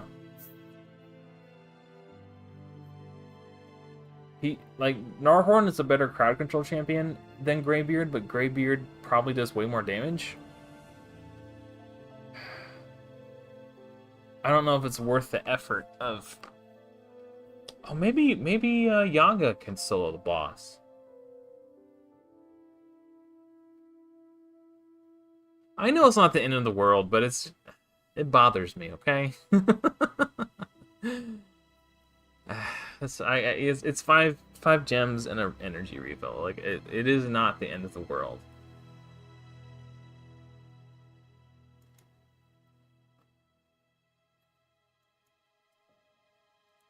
Let me see if I can get to the boss.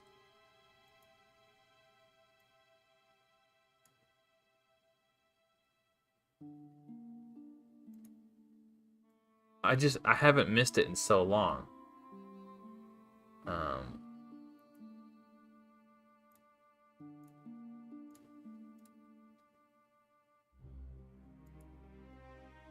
He does a turn meter boost. He does a revive.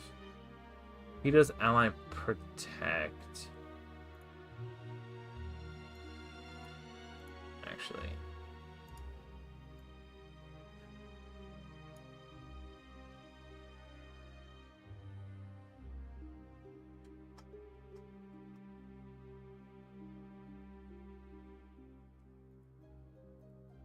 If I could just do enough, and the crowd control won't help me on the boss. None of these champions are geared, by the way. I don't even know what my faction war team is going to be. Maybe I don't need Yaga. Maybe I just do like... I don't know. It's... I'm not going to stress about it. If I had... I looked at it earlier today too, and I was like, okay, which faction war's open? Skinwalkers? No. Oh, Dwarves, that's fine. I can do the boss. Because I was trying to decide, like, am I going to have to do one of those streams where I build a champ live on stream to do the boss? And if I had been anticipating it, I could have, but I've already spent a ton of energy and I don't have enough chickens to 6-star anyone. We got 2 5-star chickens right now. Yeah. Oh well. That's fine. We'll miss out on it today. In the meantime, an hour and a half to live arena. We can take Dark Elhain for a test drive. In the meantime, I'm going to keep farming Fire Knight, because I want fast shield set gear for Doom Screech, so I can build a second turn meter champion slash decent go second team for live arena until I get some stone skin. Because until I get stone skin, shield set's probably my best bet. I completely whiffed. I don't think I got a single good piece of bolster set gear this Forge Pass, which is a real bummer.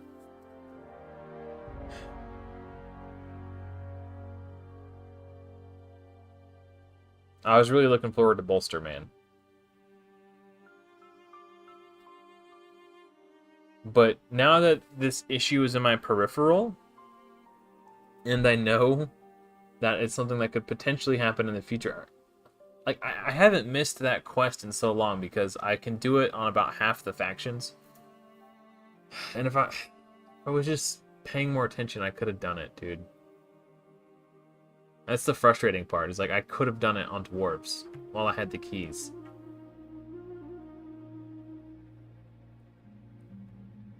Dang.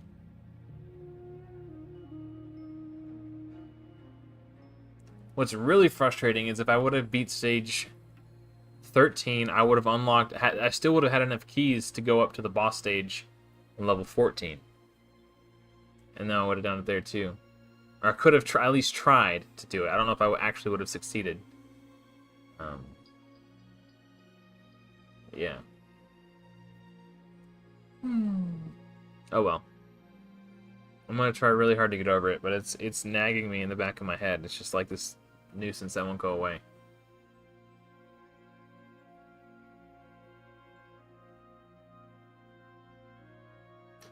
I recently turned off Haikitune's A3 because I've noticed the only time the shield ever goes back up is when she doesn't place her big version of decreased speed, or if one of Coldheart or Soulbond get resisted, which Soulbond got resisted there.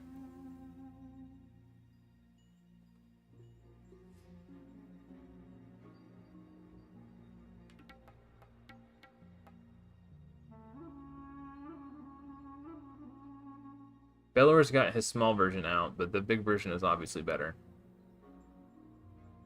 Like, in terms of the boss fight itself, Armorgird is more consistent than Soulbond, but getting through the waves, Soulbond is just so much faster.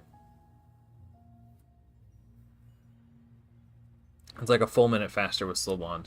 Even if the shield goes back up, it's still faster.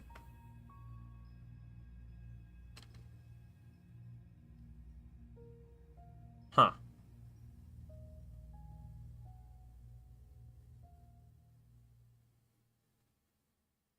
Did she get resisted a second time? I wasn't really watching. I kind of want to check Soulbond's accuracy now. Okay, it worked that time.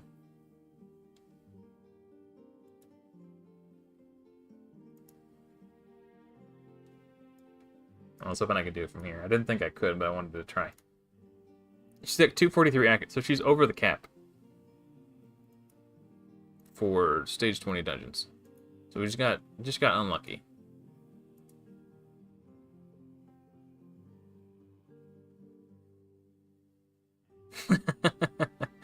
Yeah, I'm sorry, June. Don't worry, I won't tell you about the second one that I pulled.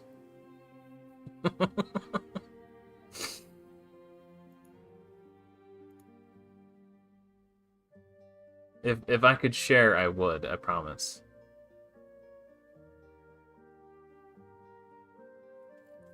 But honestly, I don't think I actually need her.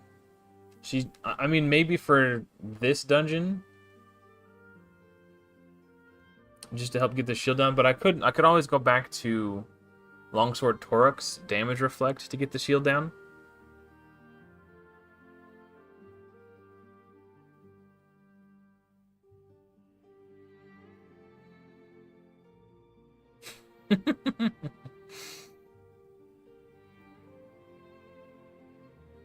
Yeah, Seeker's really good too. Oh, Heartseeker. Oh, I see what you're saying. Yeah, Heartseeker. Yeah, I mean, the damage that she brings is a luxury, not a necessity. It just makes things go faster. Like, I use Coldheart on my spider team because Heartseeker is a very powerful skill. But I've proven that on last week's live stream that I can take Cold Heart out and the team still functions. It might be true that I need her for Fire Knight just to get the shield down.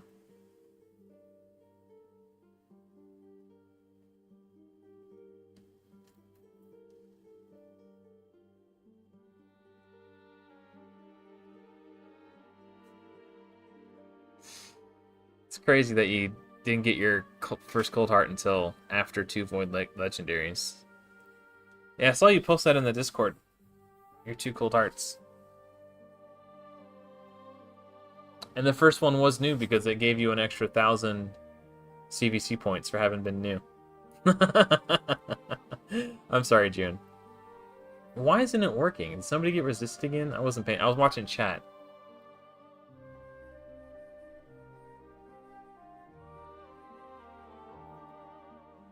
It must have been Soulbomb that got resisted. No, because that was her. What the hell happened?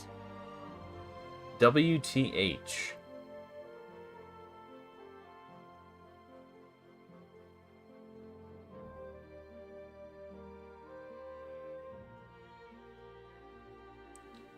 I don't understand why it's doing this. There was a run where after rebuilding Armiger, I was doing a Fire Knight run, and my Armiger died during the waves. And despite my Armiger having died during the waves, the Fire Knight never put a shield up. The only turn meter champion on my team for that run specifically was Coldheart. And it maybe just having one extra champion in there delays her from getting her turn just long enough that it's screwing things up. I have changed Drexlar's build. He's a lot faster now. Maybe that affected the speed tune. I'm gonna ignore chat for a second when we get to the boss and then pay attention to see what's going on.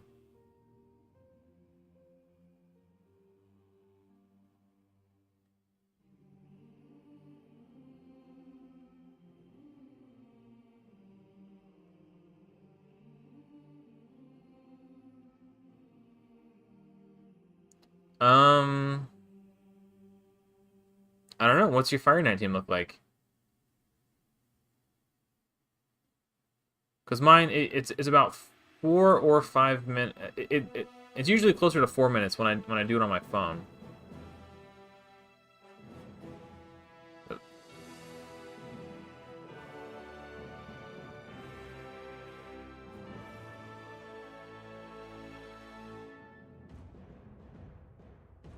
Yeah, that's a good shout out.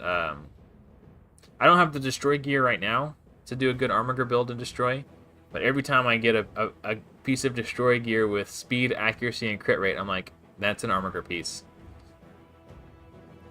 For sure. Even on my old account where I can like basically auto farm all the waves with the Seer team and all that, I still use Armiger and a destroy set for my Scarab King teams. Man, I can't remember. I can barely remember my own teams if they weren't saved. I don't. You can't expect me to have your teams memorized too. I help so many people with so many teams. I can't. There's no way in hell I'll remember everybody's teams.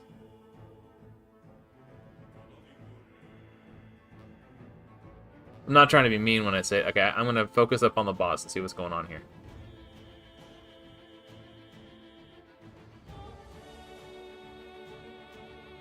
Heartseeker, decrease speed.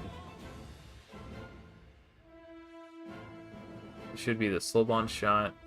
Okay. Everything is going according to plan.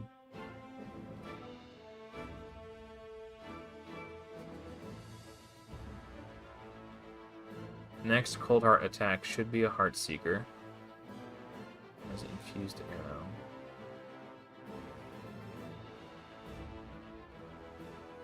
And next Soulbond attack should be her turn meter reduction. There's, okay. I guess I just got resisted and I was getting super unlucky. I don't know. Allure is great too. Yeah, the turn meter reduction is very, very good for Cold Heart, for sure.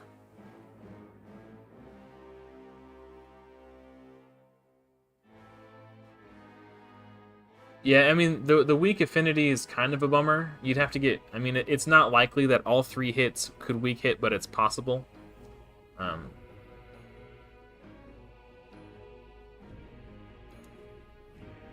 But yeah, even... I personally, I just prefer Armiger over Allure for 20. But on 25, she's actually strong affinity. So she's amazing for 25.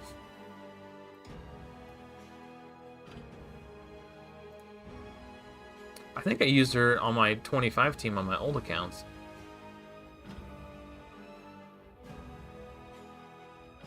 Okay. Well, I'll be happy to take a look when I'm done streaming. What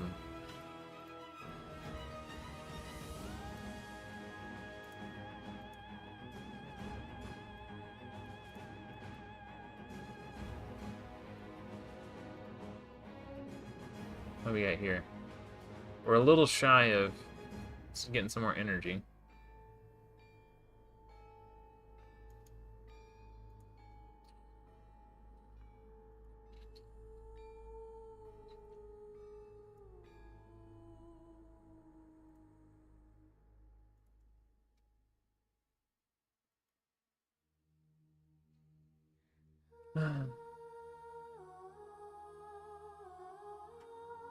Yeah, I don't know. I must have just gotten bad RNG on those other runs. I really... I mean, I was paying close attention and everything seemed perfectly fine.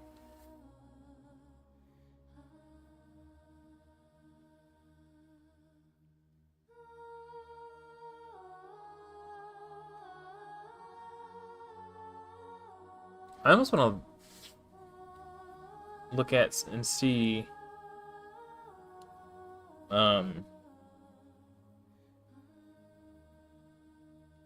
try to remember what my my old Fire Knight 20 team was on my last account. I think I could do...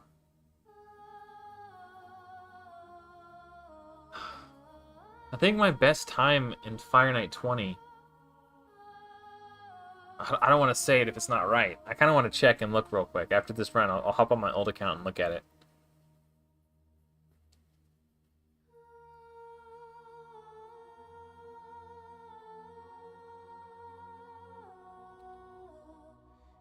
So one thing that's really cool about Bellower in the stun set is he also has the Harvest Despair mastery. So whenever he places a stun, he also has a chance to place Leech. And that's the only reason Bellower and Soulbond Bowyer are getting heals right now from the Leeches placed by Bellower in that mastery. Isn't that pretty cool? It's literally the only healing I have on this team, is when Bellower places Leech.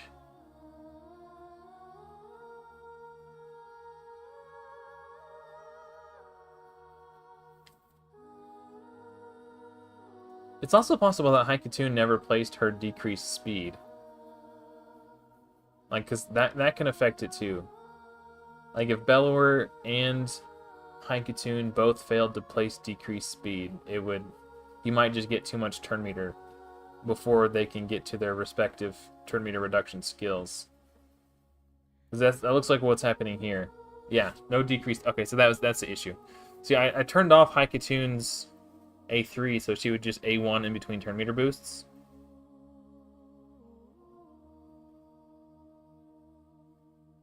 She's still not placing it. And now because the shield came up, Coldheart and Soulbond's turn meter reduction skills aren't perfectly staggered any longer. So it's probably going to go up again. Yeah, because she finally placed it. Bellower's dead. This might be the first time I've seen this team fail. We'll see. Thankfully, Soulbond didn't use her turn meter reduction into the shield. I think we're fine. On my old account, I had a Stag Knight when I was progressing through, instead of Bellower base. Ooh, attack percentage with crit rate. Okay.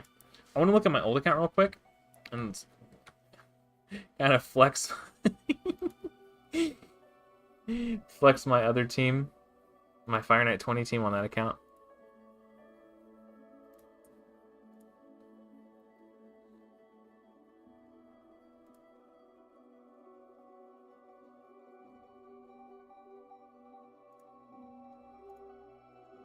Yeah, yeah, yeah. Yeah, okay. Fine. Yep, go away.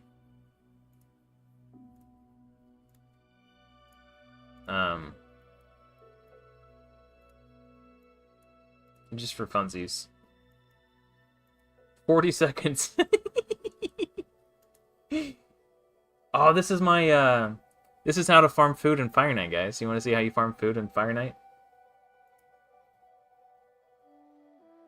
Yeah, Stag Knight is... I got him super early. I might not be able to do it because I don't have the arena bonuses. So normally I would be in gold 5 on this account. So I'm missing 22% defense, 22% HP, 22% attack.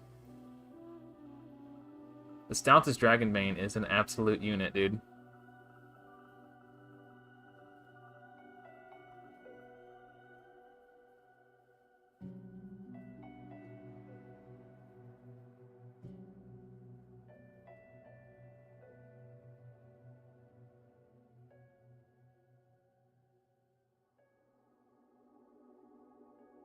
Yeah. Just casually farming food in Fire Knight, no big deal.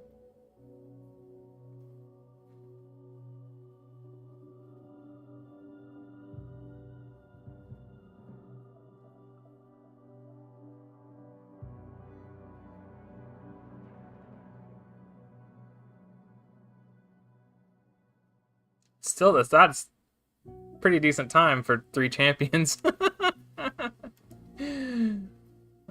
That's wow, that's nice too. And then my 25 team was about a minute farm. What was my? Do I have a Fire Knight? Fire Knight 20. Old Stag Knight making an appearance for Fire Knight 20. The flex is too hard. Ah, yeah, I'm missing some. Okay, I forgot I stole some gear from Stag Knight.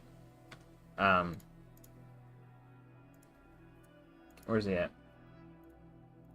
This is a free-to-play account, by the way. Yeah, so his gear's messed up. So it's not that team's not gonna work. Oh well, that was fun. Just go away.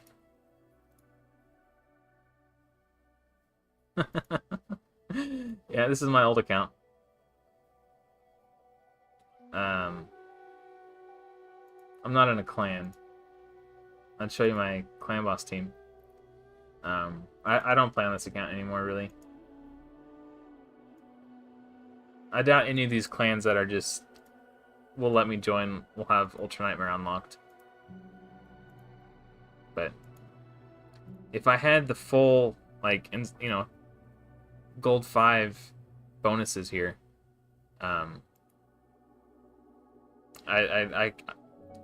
my all-time record with my clan boss team was 100 million with a traditional team. No counterattack, no unkillable. It was just Tyrant with ally protection, Elva Autumnborn for heals. Who else is in there? I mean, I've got a video on the team, but...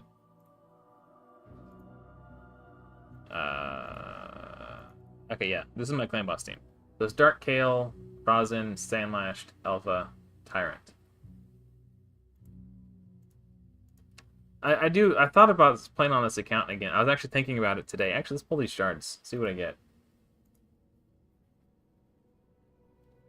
Yeah, he was the third 6-star on this account. So my first 6-star was my starting champion, Kale. And my second 6-star was Ninja. And then it was Stag Knight. And then I think it was Miscreated Monster. Was my fourth 6-star. Like, I got insane epics super early on. And, it was absolutely massive. My legendaries were trash starting out. So I guess that was kind of the payoff, or the karma for getting, such good epics early on. Nothing that's gonna... Wait, is that new? Or was that... No. Surely I had Mausoleum Mage. Oh, no. CVC is the only place you get extra points for summoning new things. Okay, back to the old account.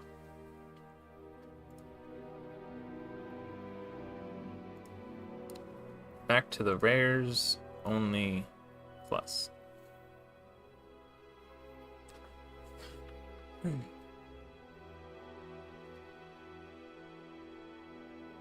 Yeah, it's man. Okay, so my first legendary on that account, that old account I was showing you guys, was Killian the Lucky, which I was furious about. And then my next legendary was War Chief. And then my third legendary was Brachus, who was cool. He's a cool champion, but not particularly useful anywhere. I ended up using him in Tag Arena eventually, and in my Fire Knight 20 team eventually. Once I, And then my fourth legendary was Cleopteryx, who you get for login rewards. So I was, again, like really livid. But eventually, I did build a Fire Knight team. It was like my first like speed team, where I wasn't just like slogging through. My first like real Fire Knight team, not the one I built to progress. Like my first Fire Knight team took me 7 minutes to clear it, and then I got Drexstar, and that sped it up to like 4 minutes. So I cut like 3 minutes off. But then I finally built like a real team where I was like a 90-second farm, which I was really proud of. It was Cleopteryx and Brachus, because Brachus does increase attack, which set up Cleopteryx to nuke. She's a very strong Spirit Affinity nuker. So it was, I was so proud of myself when I built that team. Like just getting Fire Knight under 90 seconds was huge. I went from 7 minutes a run to 90 seconds a run over time. And one of the things that I'm really happy to hear, as I've been following this project on the Fateless team has been working on, is they said they want to have some form of like, they want to allow players to feel progression in the same way Raid does with like pulling champions and getting better gear to speed up your runs. Like that feeling of progression is so great. Even though I know it can be frustrating when you're early game and your runs take forever, but when you are able to improve upon what you're currently doing, it's such a good feeling. And it's something that a lot of games try to over quality of life the heck out of their game. Like you need friction in your game to some extent, because overcoming friction feels good for the player. And if you never put obstacles in a player's path to overcome, they will never have that sense of progression. It's very important. She got resisted. Why does she keep getting resisted? It's really annoying. She's got 240 accuracy. Oh well, whatever. Your waifu. I'm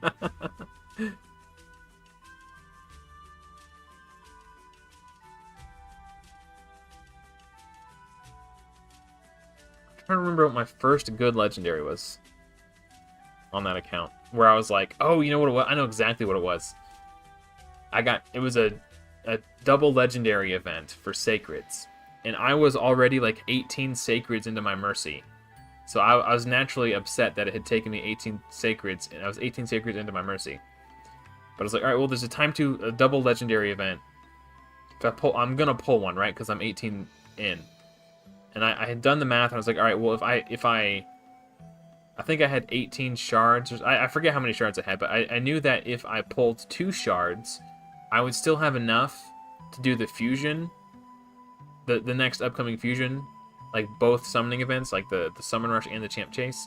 It's like, alright, cool, we're set. I'll pull 2 shards. Surely I'll get one in 2 shards. I'm already 18 into Mercy, right? Pull the first shard, nothing. Pull the second shard, nothing. I was like... And I knew mathematically it did not make sense for me to pull that 3rd shard because I would potentially be shorting myself for the fusion, but I was on tilt, and I was like, you gotta be kidding me. I'm now 20 Sacreds into my Mercy. So I pulled the 3rd shard even though I wasn't planning on pulling a 3rd shard. And out comes Duchess and Lady Kimmy from the same shard. That was my first game changer legendary. My 4th and 5th legendaries at the same time. And they were massive. Because at the time I was struggling to progress through Doom Tower hard. Like I was getting stuck on like the waves, like on level 50, specifically the Torment waves. So pulling a champion who can place block debuffs for 2 turns on the whole team was the difference between me beating those Torments and not beating the Torments. Because I had tried so many different things. I had tried Marked for her block debuffs, but she only places them for 1 turn. And it wasn't enough. I still kept getting frozen. So then I tried to bring in a buff extender to extend the duration of the block debuffs, but then I didn't have enough crowd. Like, Duchess solved all my problems.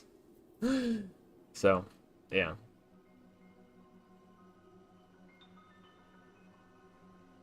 I guess Cleopteryx was a good legendary. I was just mad that I got her because I would get her for free eventually. But she turned out to be really good for me at the stage of account where I was. Because at the time that I pulled Cleopteryx, I was still using Kale as my arena damage dealer. So to go from Kale to Cleopteryx was just huge. Absolutely massive upgrade. So.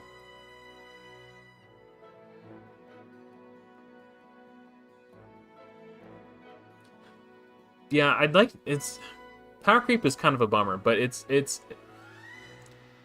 difficult to avoid because you want to make sure that the new champions you release are new and exciting. Because if you're not releasing it, if the champions that are coming out that are new aren't good and exciting, then people won't care. So how do you ensure that people stay hyped and excited for the new champions? And how do you do that without making them progressively more and more powerful? Slowly creeping up the power level of your champions over time. It's a problem that I don't think anybody has been able to solve. One way they tend to combat that a little bit in card games is they will have set rotations. So like in Magic the Gathering, for example, you have like 2 years worth of cards that are standard legal, and then then there's I got resisted again. Why is this happening? It shouldn't be getting resisted this frequently. Anyway, sorry. That's really agitating. It's supposed to be only have like if I have enough resistance, which I do. I checked. She's at 243 or something like that. There should only be a 3% chance that I get resisted.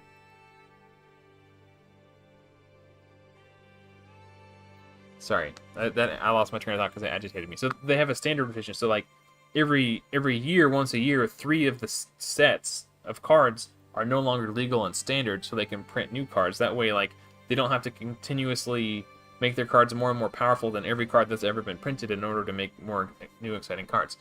But if you did something like that in a game like this, where people are collecting champions, the amount of resources that goes into building a champion is so massive. If they said, you know what, we want to release new turn meter boosting champions. So in order to do that without power creeping them, we're gonna have to make it so you can't play with these champions anymore. Imagine if they just said, you know what, Haikatune, she's no longer legal in the game. She's out. She's gone. Like after I've 6-starred her and invest, like it's really hard to do, and you can't like just go nerfing champions so that you could release new, more powerful champions. Because then everyone who had old champions get nerfed, and now all of a sudden they're super pissed. So yeah.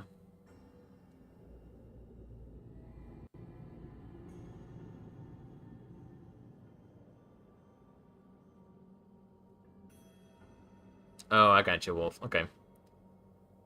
Yeah, it's a tricky thing. And like I said, as far as I'm concerned, or as far as I'm aware, no game has figured out how to completely eliminate power creep. So it'll be interesting to see what the Fateless team can do to try to combat that as much as possible.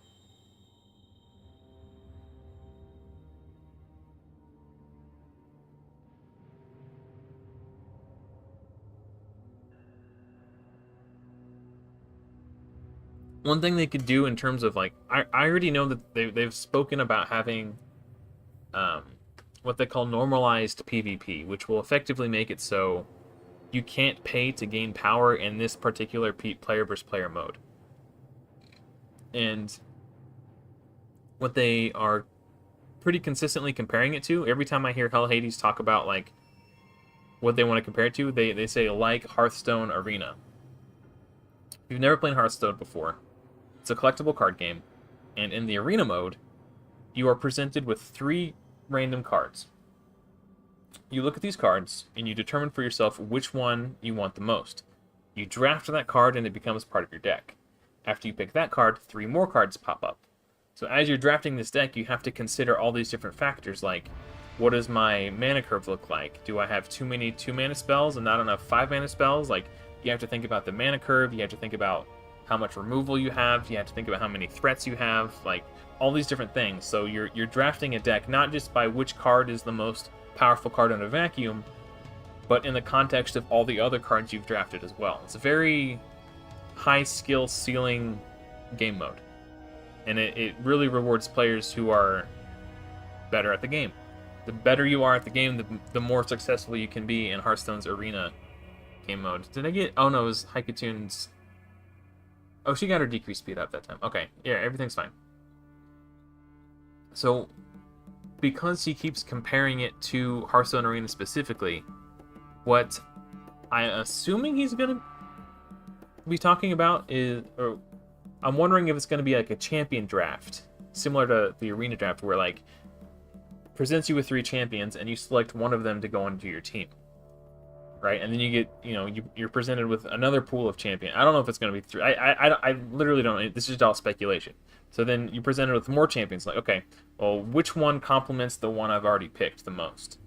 Okay, well, if I take this champion, then now these 2 synergize well together. So now I've got to start to a very good team. And then it presents you with more champions, and you go through and select the one. Like, so you're like building a team in real time. I think that would be really cool and really interesting.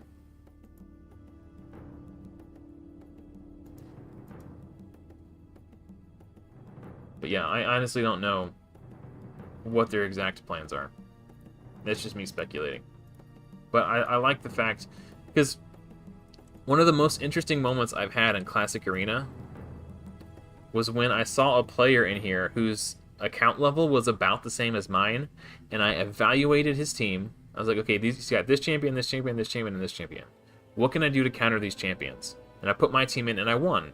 We were like, it was, but all these other teams are like so far out of my league. I can't, like, I'm basically just forced to farm one-man teams if I want to build my Great Hall. But on the rare occasion, I'll find another player who's about my level, and sometimes I'll attack him and lose the first round, and I'll attack him again the second round after I made some adjustments, and then I'll win the second time around. So when those occur, I have fun because it's actually like an even match and it's challenging, and I have to use a little bit of strategy. But right now, Classic Arena is just in such a mess. Or is such a mess. It's like, you need to be in the highest tier so you can build your Great Hall effectively. But the problem with that is now you're in the highest tier with these players whose accounts have been active for like 4 years longer than your account, and you'll never catch up to them in terms of champion and gear progression, unless you spend like millions of dollars. So, it's quite the conundrum. I don't know if they just didn't expect their game to perform as well as it has and survive this long, or if they just didn't have any forethought about what Arena would devolve into over time. Hey, welcome back. You got your Pringles.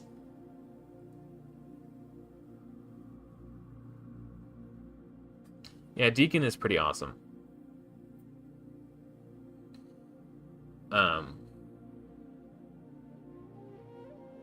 Yeah. Yeah, the reason they don't enhance the Minotaur farming experience is because there's a button conveniently located on the champion screen that allows you to skip the Minotaur grind for 800 gems. And as long as people are paying those 800 gems to skip their masteries... that's not a good example. So because you have the capacity to do this... That's not what I wanted.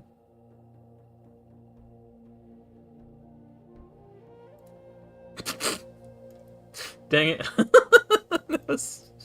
Because you have the capacity to do this and pay these 800 gems, they're not going to increase the efficiency of Minotaur farming. As long as people are paying 800 gems, they're never going to fix it. Hey, thank you, JD Hammer. Yeah, I mean, I've got an easy defense set too. When the Forge passes live, I'll put 4 food champions in. So when people get the quest or the challenge that says defeat 20 champions in Classic Arena, they can get it done faster. I would encourage everyone to do that because it's a huge pain in the ass for new players. It would just be cool if, like, they make it so in silver or bronze and silver, you only face champions who are at a similar account power level. So, like, if I switch to back to my old account and I queue up into Arena in bronze 1, I will be going against other players who are at my power level in bronze 1. And we saw that last week on the live stream. I was showing you how to do like a go second team. I was getting, there were end-game arena defenses in bronze 1 because I have an end-game account. There are other players who have stopped playing and their accounts have downgraded into bronze 1. So if they just did that in gold as well, I could actually have fun in Classic Arena trying to fight players whose accounts are at a similar level to mine. But instead, they just do it like this. If they would just fix it and make it the same as bronze and silver, Classic Arena would actually be fun and interesting. But it's not. Right now, Classic Arena is click this button every 15 minutes and look for easy wins. That's not a very compelling game mode. It's just a chore that I do so I can maximize my Great Hall as fast as possible.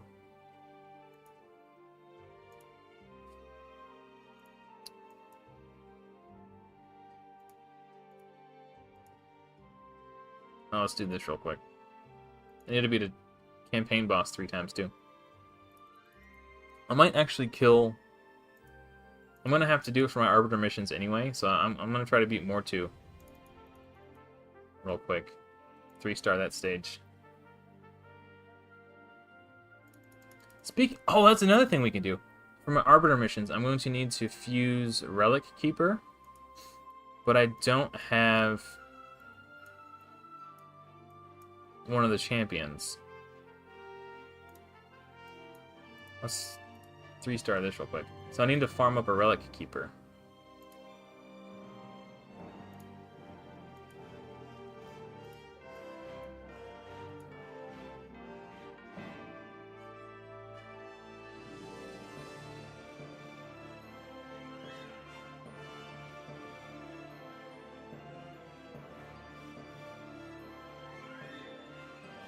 No, last time I quit playing and came back on my old account, which happened a lot, by the way.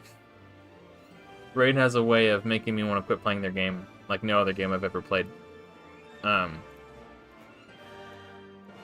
rage quit Raid so many times, but the reason I always keep coming back is because it's a really well-made game. I just don't like the way Plarium approached some of the decisions that they made, and it gets on my nerves.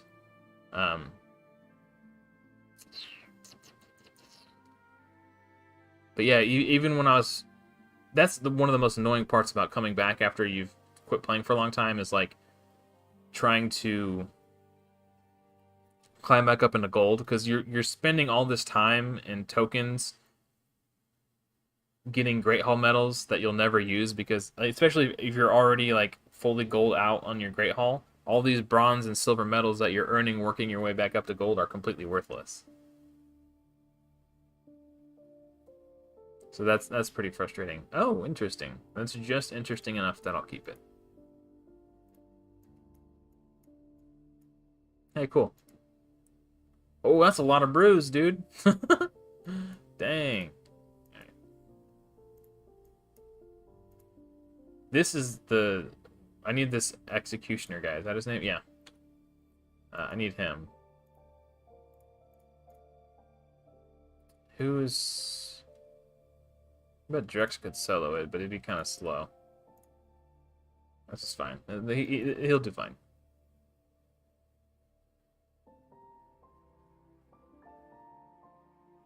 Stun the Skull Crown. It's cool.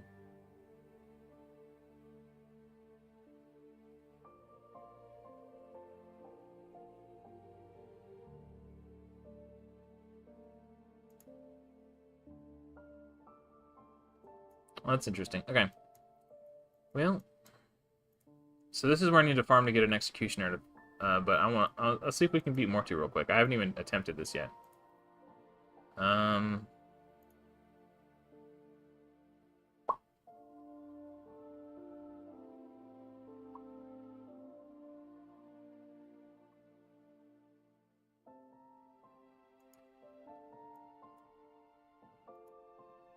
I want to make sure Soulbond doesn't use her big nuke.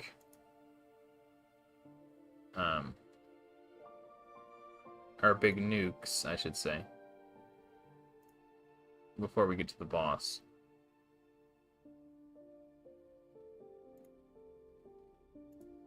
Okay. I think I'm going to be able to do this just fine. Almost one-shot him. Yeah, easy. If only it was that easy on Nightmare, right? Oh, cool. We got more to beat. I think I'll probably farm for the Executioner off-stream, because I don't want to burn through my energy too fast. I like hanging out with you guys. Yeah. That's why I haven't been doing super raids, if I'm being honest. I don't want to burn through my energy too fast. Yeah, let's do that.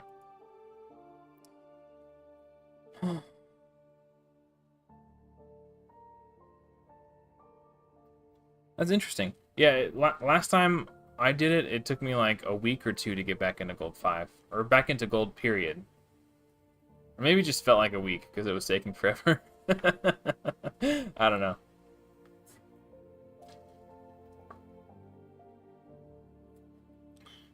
I'm gonna go check on my daughter real quick.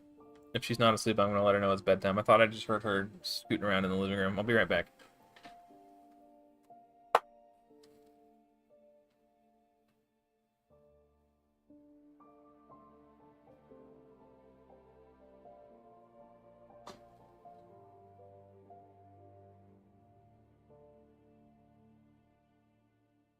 No, she is actually out cold. Must have been the weather outside that I was hearing. Maybe a little tree branch fell on the roof or something.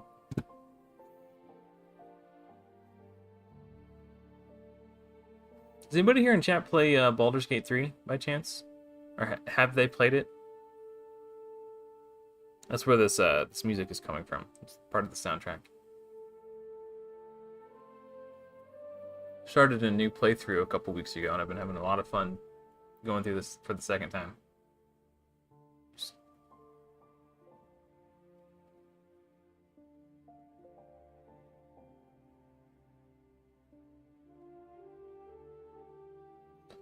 My first playthrough, I was a Circle of the Moon druid.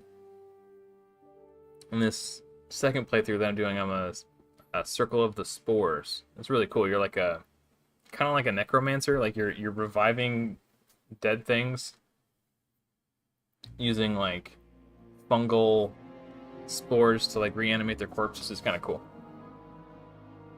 45 minutes till live arena opens. Nice.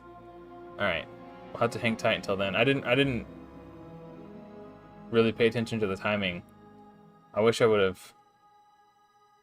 Oh, the only way I could have started streaming earlier is if it would have come at the cost of blowing off my daughter, and I didn't want to do that. She's been wanting to play Minecraft with me all week.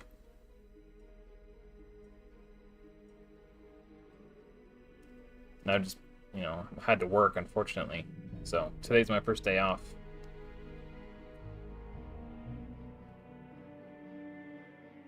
I love you guys, but not as much as I love my daughter, so she will always come first.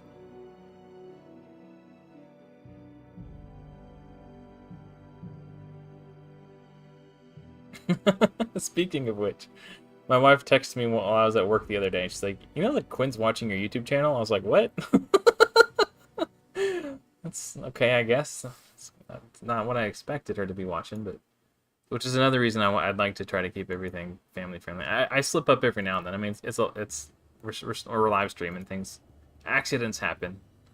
Words come out, but I do my best to try to keep it all most age appropriate, I guess. Can't say all ages, but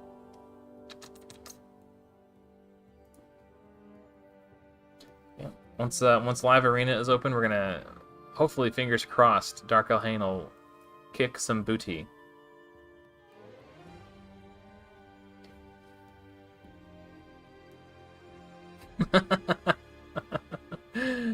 Well, yeah. I told my wife, Saturday I stream, Monday I upload. So if you want to hang out, Sunday night's the night. We've been watching Castlevania together on Netflix. It's been our hangout time activity. I mean, we could hang out before I upload my video on Monday as well. I just, you know, it's not that big of a deal. Daddy will always be daddy. Yeah, that's right.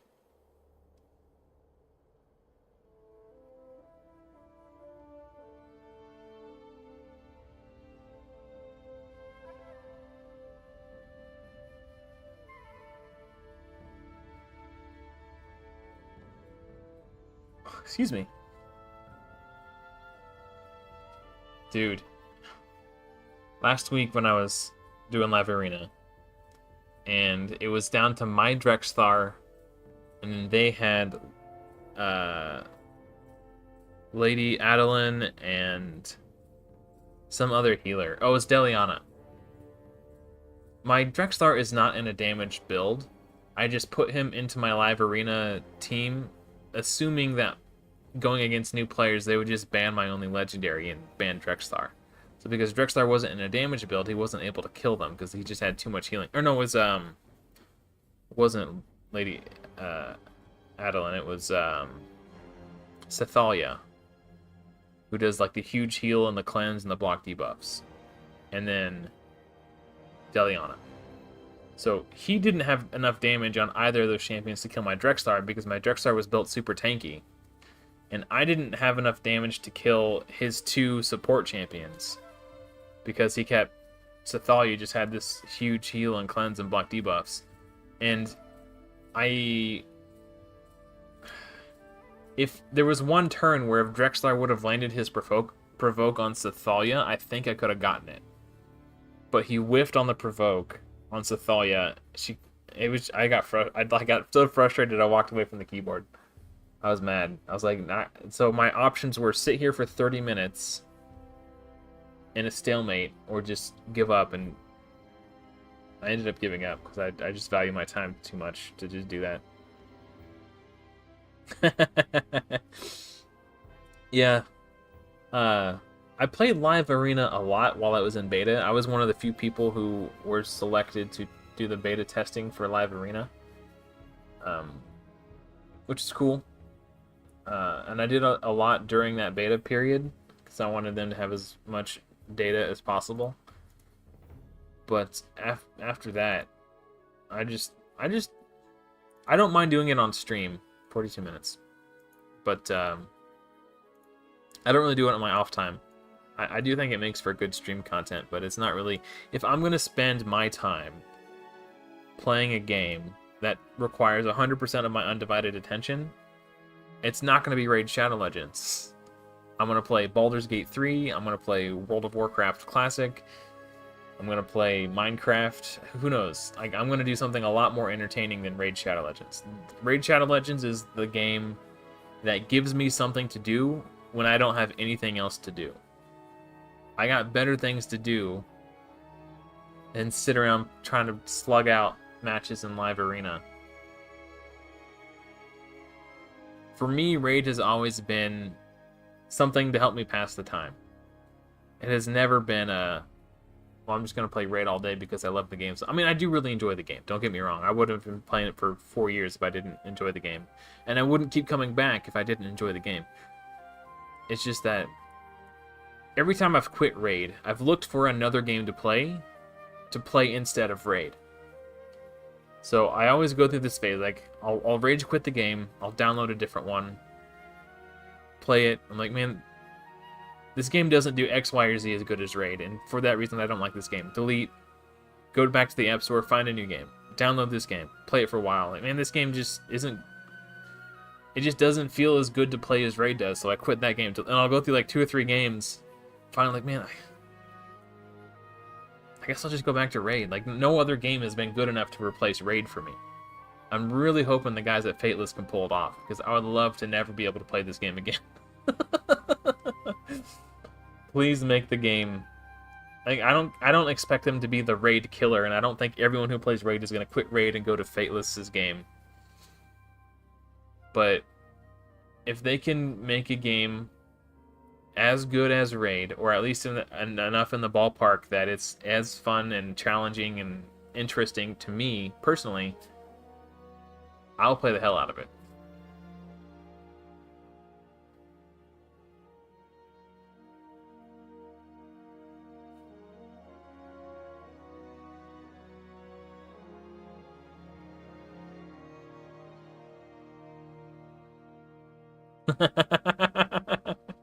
That's funny, June.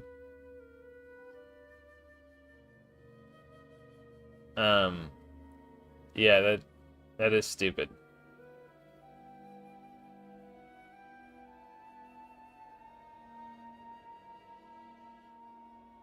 Would I still love my wife if she was a worm? I don't know.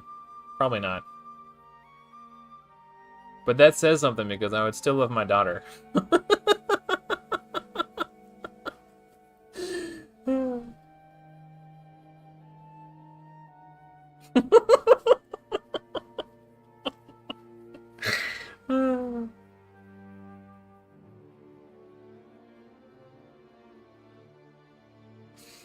Yeah. If Quinn turned into a worm, I'd put her in a little jar and make sure she had the best dirt.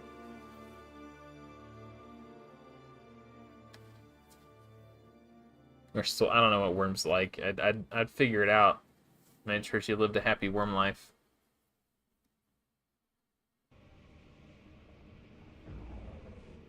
Wow, 20 years of Diablo. That's commitment. I don't think I played any game that long. I think the closest I ever came to that was World of Warcraft. But I played from Burning Crusade all the way through Cataclysm, and then I stopped playing in Mists of Pandaria.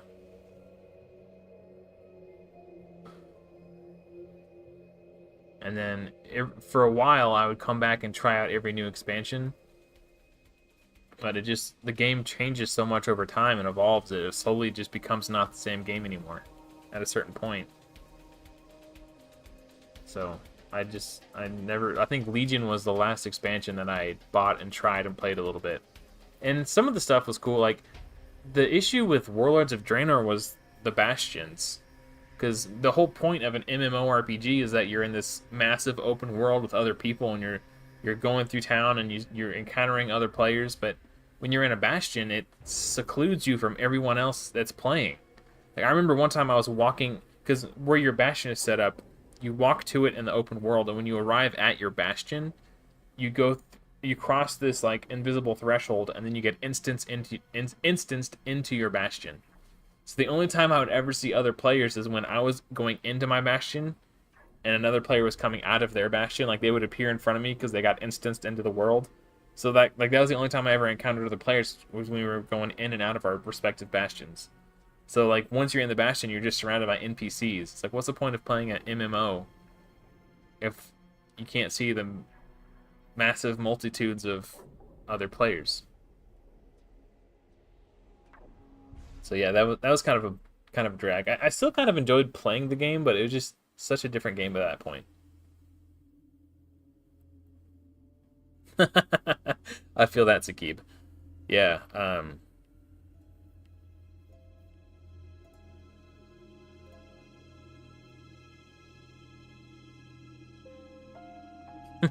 Yeah. Yeah, I've been there. So, I don't remember when my first rage quit was. I think I do. I know one of the earlier ones. It was... I didn't have ally attack. I didn't have counter... No, sorry. Yeah, I didn't have ally attack or counter attack. And I was of the opinion that if I could get an ally attack or counter attack champion on my account, I can get up into and do Ultra Nightmare. And they were having this 2x, 10x for Martyr from Sacreds. And I spent like $200 on sacreds trying to get martyr, and for me, $200 is a lot of money.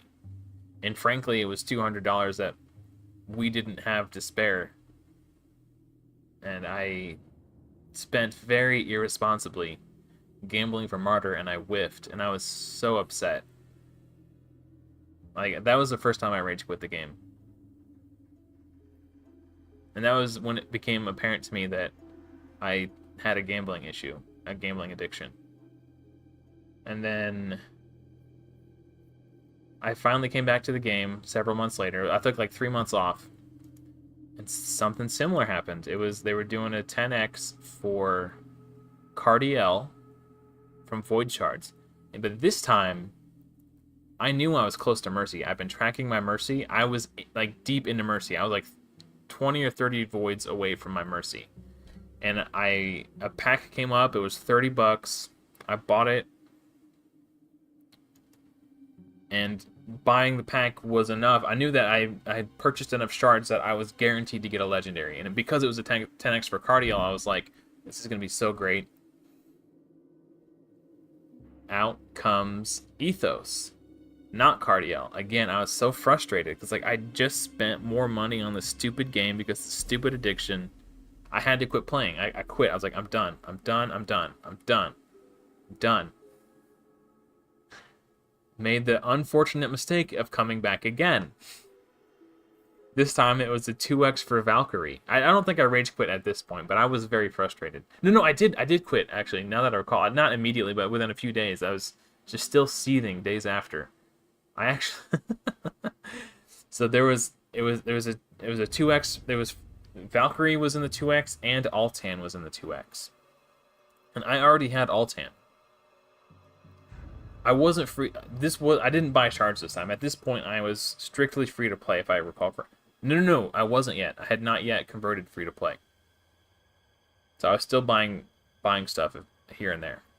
So it was a 2x. Valkyrie and Elhain were in the 2x, among other champions, like Mountain King and a bunch of other champions I didn't really care about. I wanted Valkyrie. I pulled all the sacreds. I pulled a legendary. Wasn't Valkyrie. It's like, alright, whatever. We'll keep trying. I did everything I could to scrounge up every sacred shard on my account. I beat Nightmare Campaign to unlock another sacred to try to pull another legendary. Like, I had pulled 2 legendaries in that event and still no Valkyrie. And on the sacred, like, my last ditch effort was to get the sacred from Nightmare Campaign. So I pushed for it, I got it. I pulled that sacred shard, and I see the Barbarians banner, and I get so excited, and then out comes Elhain, of whom I already had, and at this point there was no duplicate system in the game.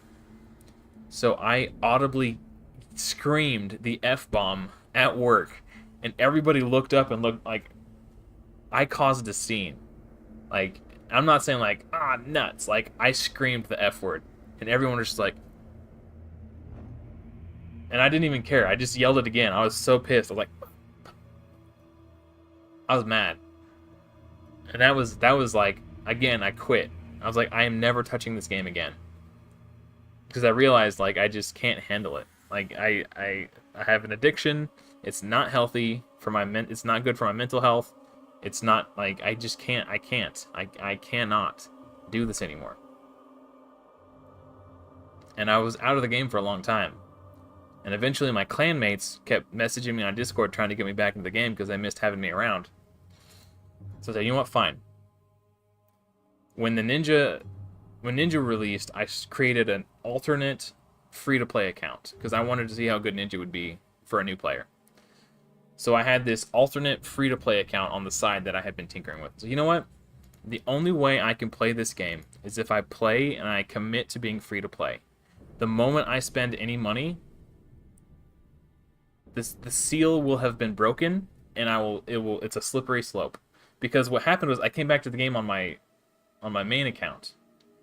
And it's like, I'm never spending money again. And it's like the monthly pack that costs $30 that comes with a sacred, a couple voids, and some ancient shards.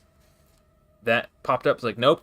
It popped up again. I was like, nope. Popped up a third time. I was like, alright, I'll see what I get. So I spent $30 on this pack of shards. Nothing. I was so angry. I almost like lost my mind. I was like, and that's when I said the only way I could do this is if I force myself to be free to play. I can never spend money again. And the only way I could never spend money again is if I do it on an account in which I have never spent before. The seal had never been broken. So I started playing on that Ninja account that I started, the free-to-play alt account with Ninja on it. And that was the account that I showed you guys earlier that could do the 40-second Fire Knight 20 team for run. Yeah, so.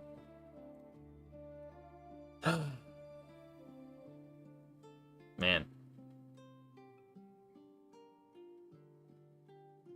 So even if I'm in love, even if I fall in love with the Fateless game, I will not buy shards. I cannot buy shards. I cannot go down that path again. It's just I can't handle it.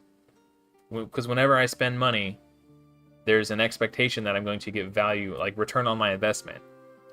And when it doesn't happen, I just get too emotional. I cannot handle, like I will never give Plarium another penny in my entire life. But if the Fateless game comes out and it's good, and they have some sort of like monthly pass where I can just pay a subscription and not really think about buying microtransactions, I will support the game that way. But I will not be buying shards, just for my own sanity and mental health. Yeah.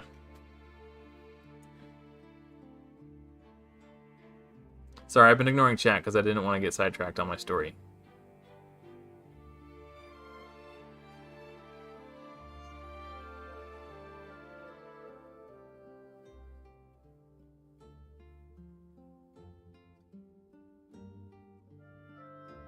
Yeah, this is why I play Raid as well. Like, it's a game that I could have on in the background while I'm doing my job, and it doesn't affect my performance. It doesn't, I can just hit auto and let it go. And then when the weekend comes around, then when I have time to give it my undivided attention, I can focus on building champions and building teams and min-maxing the builds and doing all the tinkering so that when I go back to work, I can then run my teams on auto.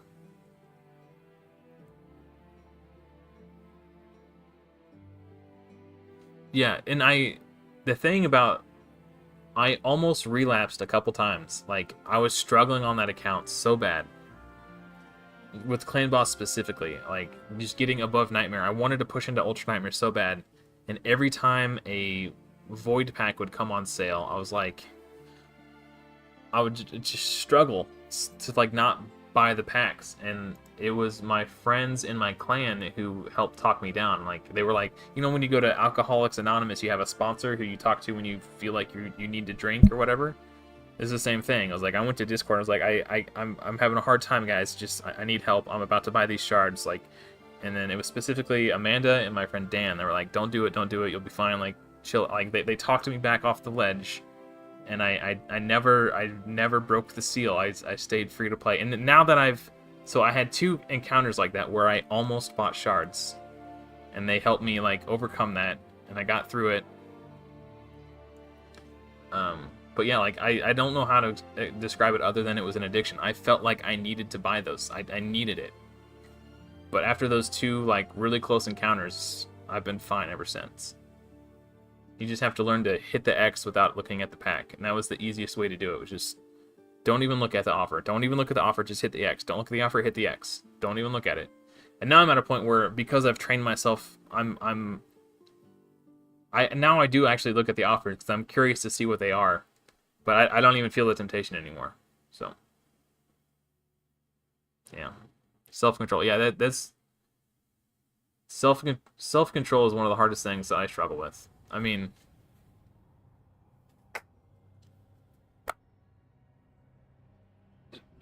self-control. Now I need to conquer my overeating habits, and then I'll be good. Yeah, it's something that is very difficult for me.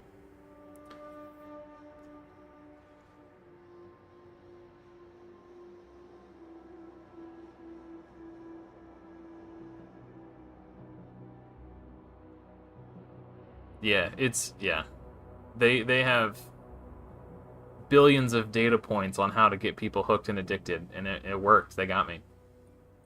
And it's very difficult. to overcome that, but I did.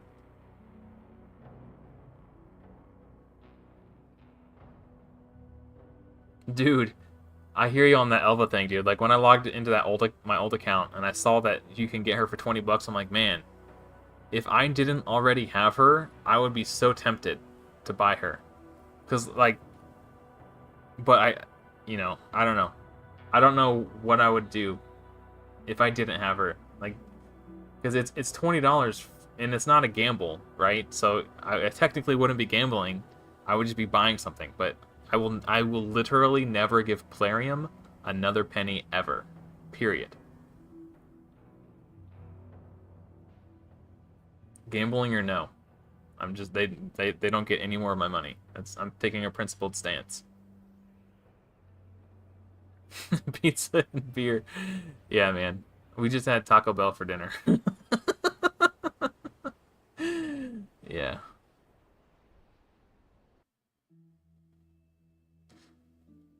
Well, yeah, I mean, I do sit a lot on stream, but I do have a physically active job where I work.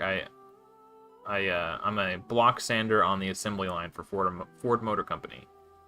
So it's not like I'm like doing squat thrusts or anything, but I'm physically active while I'm at work. But it's not enough, I guess. When I compare how physically active I am now compared to how physically active when I was a kid, it's like night and day. Like I used to play outside all the time. I had a trampoline. I'd jump on the trampoline every day. When I was in high school, I would ride my skateboard with my friends after school. I was like a skater kid. Being a skater was my identity. But yeah, all that stuff. I went through a phase where I tried to like run a mile every day.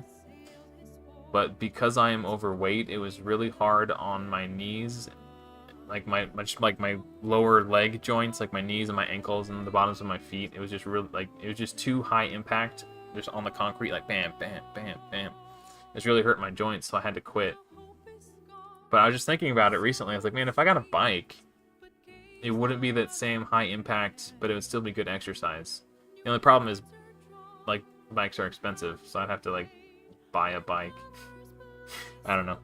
I might do it. No, I'm not in Detroit. I'm in Kansas City.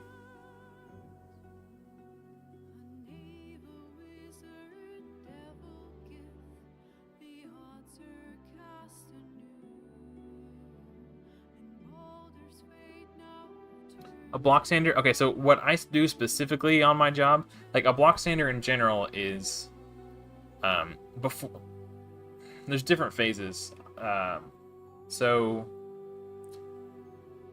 there's the E-coat, which is like this electrically charged coat that they dunk the truck into this tank and it emerges, and then they bake it dry so it sticks to the bare metal after it comes out of body shop. And it's covered in this brown coating that they call E-coat. I don't know what the E stands for, but it's like electrolyzed something, some big fancy nerd word. But what it is it's effectively, now Cold Heart got resisted. It's electrically charged with negatively charged ions, so that when they spray the primer on it, which is electrically charged with positive ions, the negative polarities of the E-coat and the positive polarities of the primer, the opposite charges attract, and it helps the primer stick to the truck. So there are block sanders who, after it goes through the E-coat, they will search for dirt and other defects in the E-coat, and they'll sand them down smooth, so that when the primer goes over it, it will look as good as possible. And then after the robots spray the primer on, it goes through another big oven, and it bakes the primer dry, and it goes through a sanding booth called the primer booth. The prime scuff is what they call it. And then again, there's 6 people in that booth. Some inspect the hood, some inspect the doors, some inspect the roof, tailgate, all that stuff. They're looking for dirt and other defects in the primer, and they'll sand it smooth so that when it goes to be painted, the paint will go on and the paint will look all nice and smooth. My job is, after the truck is painted, the truck will get inspected, and if people who inspect the trucks find any defects on the truck after it's been painted, they'll send it to me, and I will then repair the defects that need to be repaired so that they can repaint the truck. So I work in what's called the rerun booth. They have to repaint the truck. They have to rerun it. So I'll repair the defects, and then it gets painted again. So yeah, that's what I do specifically. But that's where block sanders are basically just making the trucks look pretty, making sure the paint job looks nice, so that when you pay $80,000 for a brand new pickup truck, at the very least it'll have a good paint job.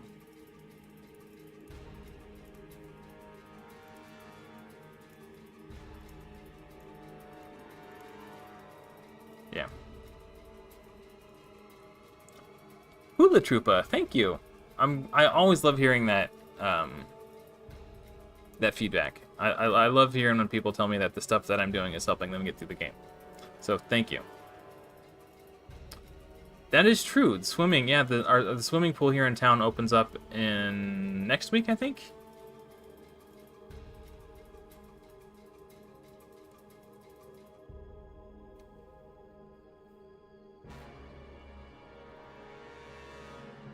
Wait, when you say you think I might be younger than your kids, are you talking to me? I'm 34. I don't know. That's how old I am.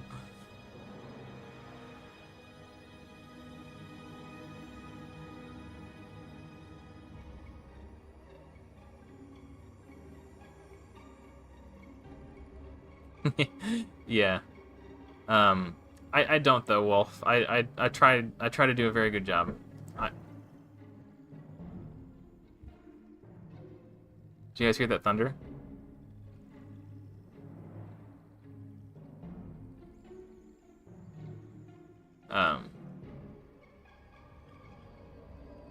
Yeah. Oh yeah. No. I actually do work pretty hard. I don't know if I should even get into it. So I do the passenger side of the truck, and my partner does the driver's side of the truck.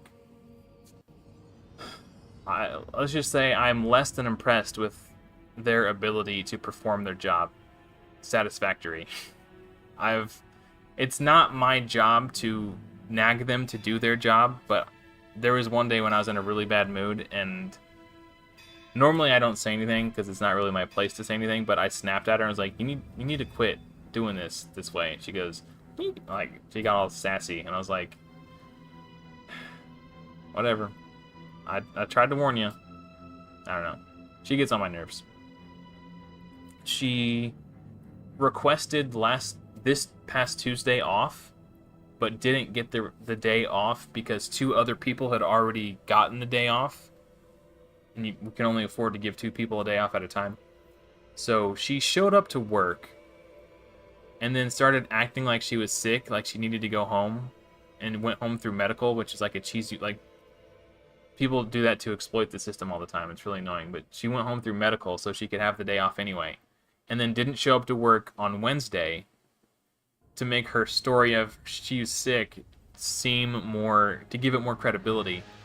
And then we have what's called a flip list, which is the order in which people get to go home if we have extras. She happened to be next on the flip list on Thursday, so she went home early on Thursday. She got to go home, so she only worked one day, which was Friday, all week. And it's so infuriating the way it worked out that way. And she's just, if she put half as much effort in, she put so much effort into trying to get out of work. Oh, wait. I don't want to keep that. I'm trying to keep every shield set piece that has speed on it for my Doom Screech. How do I phrase this? I have a funny saying. If she were to put it, gosh, it'll come to me when I'm not trying to think of it.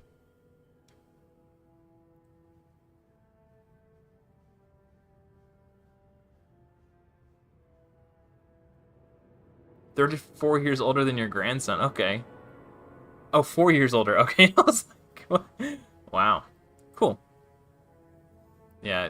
I'm not going to say your name, but I was going to keep referring to them as them so that you wouldn't even know their gender, but she slipped out, so I'm just whatever. She gets on my nerves. She puts if she put half as much effort into doing her job as she does into getting out of her job, she would actually be a very good employee.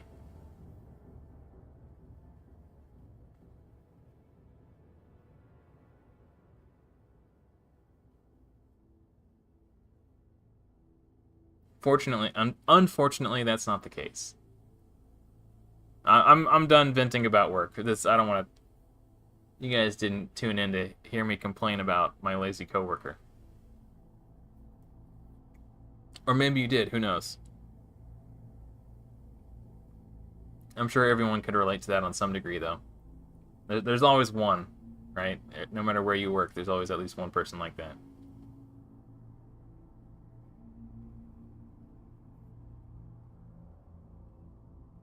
The worst part about it, I know I said I was done.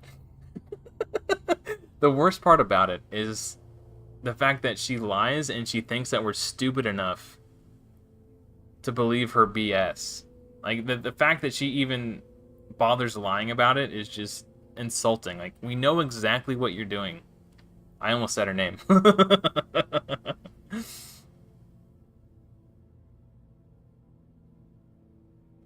Ooh. Live arena is active in 15 minutes. Okay. Yeah, I've had coworkers like that at other jobs too.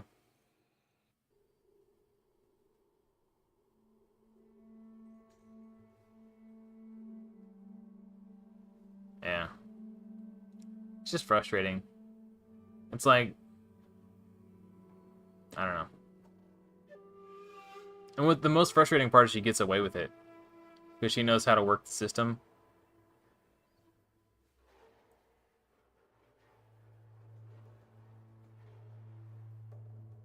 I don't know.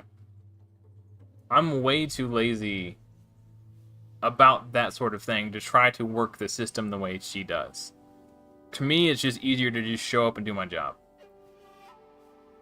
Like, I don't have the mental energy to deal with trying to call in and go to labor relations and get cleared and or go to medical and like all like it's just that to me is too much work. I would much rather just do my job the way it's supposed to be done. I don't know.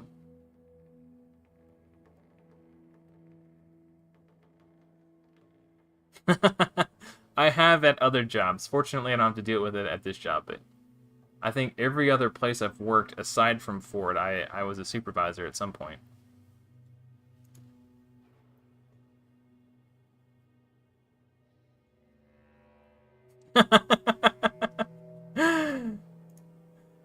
$20 a day in the bathroom. It's like 2 free week vacation. Except in the bathroom, yeah. That's funny. Yeah, I wonder what... Yeah, I guess you've already done the math, but...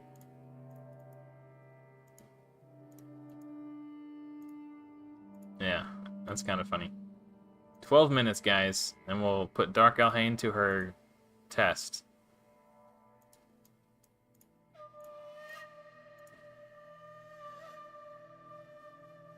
Oh, wow. That's a very diverse place of work you have there.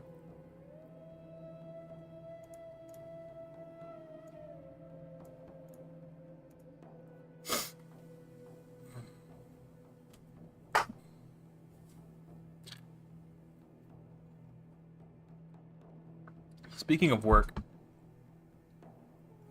so I work in a factory.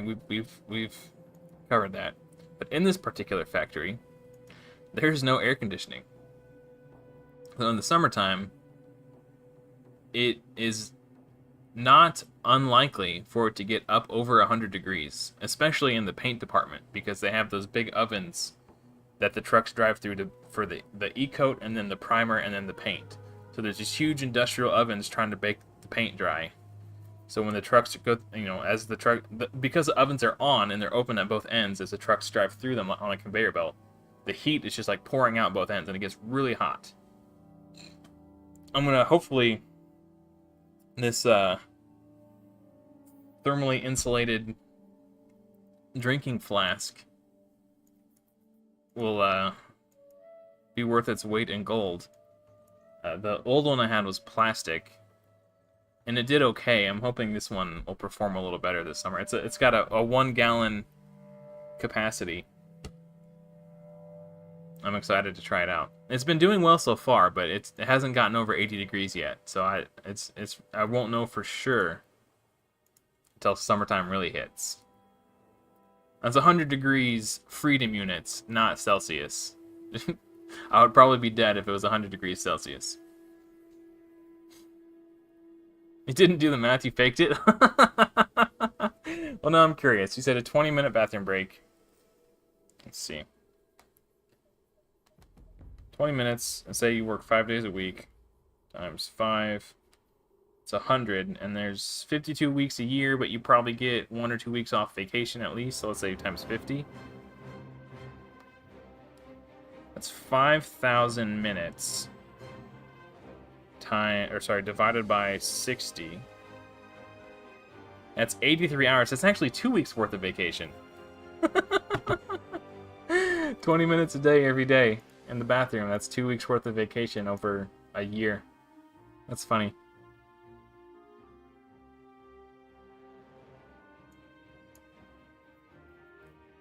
Aw, thanks, June. Alright. 9 minutes. And then Dark Elhain will get put to her test. It's the final countdown.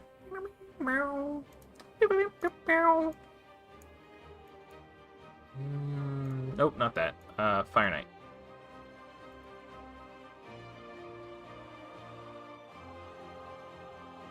Yeah, I'll go ahead and turn Super Raids on now. Because once, I think, we'll probably be done for the night after the live arena.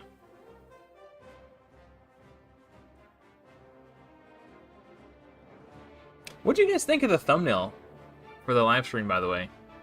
I thought it turned out quite nicely myself. I was like, man, that looks good. I was messing with it, and I was trying all these different things, and I didn't like the way Dark Elhain looked.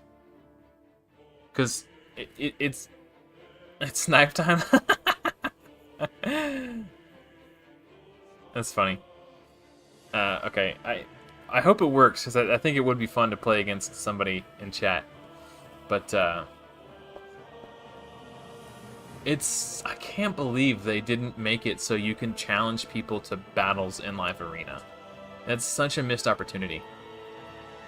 And don't worry, I left that as an idea in the Game Ideas threads on the Fateless Discord. So hopefully they'll see it and they'll agree that being able to challenge a friend to PvP is a good idea. But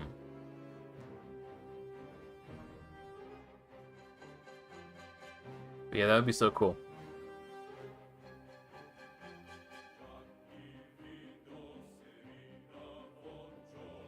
So what you should do, Wolf, is type a message in chat and send it, and then time how long it takes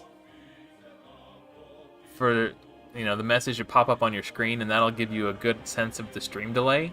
And then tell me what the stream delay is. So if it's like 10 seconds, I can start counting down from 10. And as soon as I say 10, or if it's 8 seconds, I'll count down from 10. And when I get to 8, hit the button on your end. And then that'll compensate for the stream delay, and we can try to fight each other. How fun would that be? Oh, the game technically isn't out yet, Glennis. So I don't know if you're aware of the content. I know you're kind of new to Raid, but I don't know if you know the content creator Hell Hades or not. But if you've seen his videos, he has a team of. It's not just him making videos. He's got like a whole team of people where they like built a website and they do all this cool stuff for the community. And anyway, so basically, he and his team have started their own game studio, and the game studio is called Fateless. The name of the game has not yet been announced yet. I'm assuming they're waiting on like copyright stuff to come back before they say what they want to name their game. They probably want to make sure they have the rights to that name. There's probably a lot of legal stuff to, you know. Anyway, the name of the game hasn't been announced yet, but it's supposed to go into beta, fingers crossed, in September. And after a few beta testing phases, they say they're hoping to have the game out sometime in 2025. But right now, what you can do if you go to their Discord is they have a game ideas thread where you can suggest things to them that you would like to see in their game. So you can kind of give them feedback on what you would like to see in the game before the game even comes out yet. But yeah, it would be cool if we can challenge one another in a PV. Oh, it's open. Oh no, it's not. 5 minutes. It's like 20 to 30 seconds. Damn. That's gonna be hard. Okay. I should be part of the team. I don't disagree with you, but I'm sure there are plenty of people who are way more qualified than I am. I do plan to cover the game on this channel when it comes out, and if the game is good, I will absolutely be playing it. And if the game is bad, I might do a couple of sponsored videos, who knows. To at least advertise it, but if I don't like the game, I wouldn't take a sponsorship for it, if I'm being honest. I already turned down one sponsorship opportunity for Eternal Evolution, because I just like, the game's okay, but I don't want to. I value my in order to make content for the game and do a sponsorship, I would actually have to play the game, and I value my free time too highly to spend it doing something I don't enjoy. And also, due to the way the contract would have been set up, is I would only make money if people who downloaded the game through my referral link then spent money on the game. And to me, I don't like that, because then I would be encouraged to encourage others to spend money on a game just so I can make money. That's really dumb. I don't like that at all. That arrow kind of gave me a booty whooping.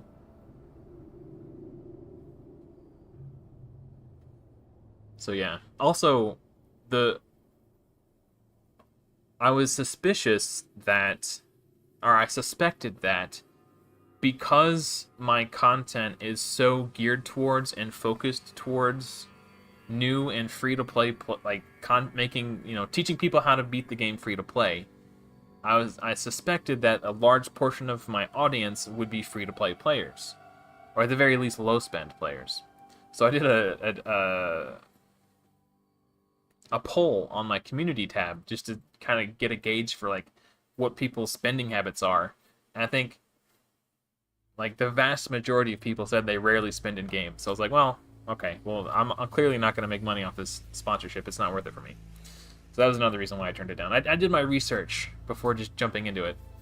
And I'm glad I turned it down, because after I announced that I turned it down, someone told me that Jay Giggs did a sponsorship with them and they didn't pay him. So looks like I dodged a bullet there.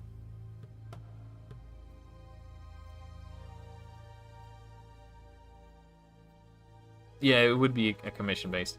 And what was weird is not weird, but interesting was the amount of the percentage of kickbacks I would have gotten would be directly proportional to how many people downloaded the game with my link and how much money they made. So the more money, it's not just, I would get a bigger percentage if certain money thresholds were met. And I was like, that's really weird. So if 10 people download it and nobody spends, I don't get anything, but I'm spending my time doing these videos. I don't know, it just didn't seem like a good deal to me. So I thanked them for the opportunity, but politely declined. I was flattered that they considered me, but it just didn't seem like a good fit.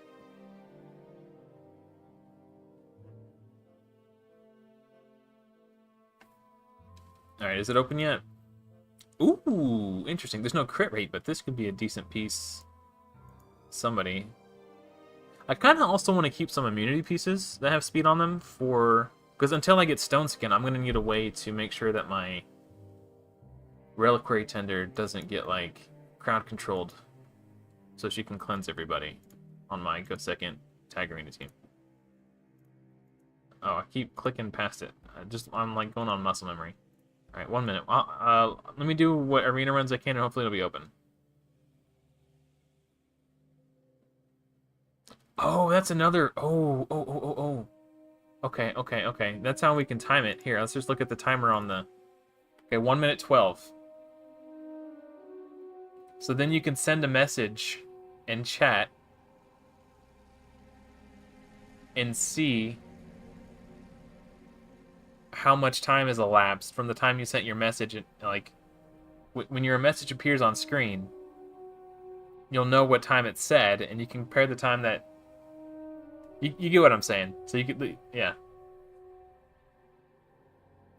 Let's see what the delay is. You try to stream snipe me.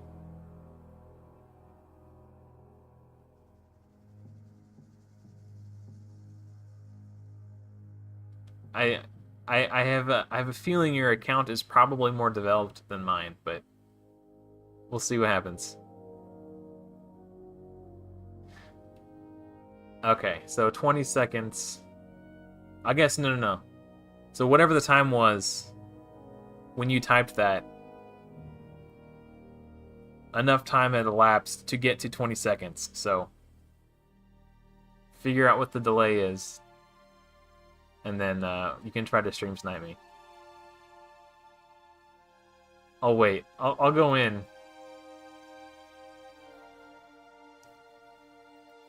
Once you got it figured out, let me know. you might give Daddy a spanking, but it'll be fun to play against you.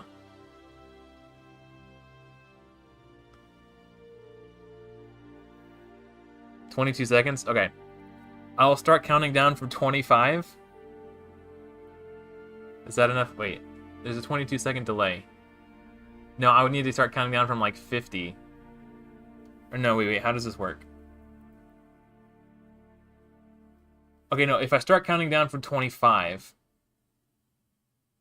when I get to 20... Wait. Okay, I'll go 3, 2, 1, go, and then I'll count to 22. So when you hear me say go, you hit the button on your end. Oh, okay, we'll do 25. Whatever. Okay. Okay, hold on. Let me get my... So I'll say 3, 2, 1, go, and then I'll start my timer. And I will count down as soon as my timer gets to 25.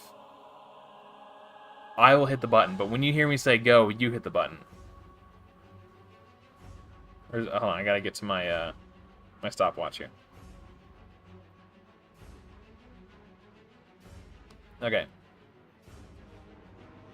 So when you hear me say go, you click the button.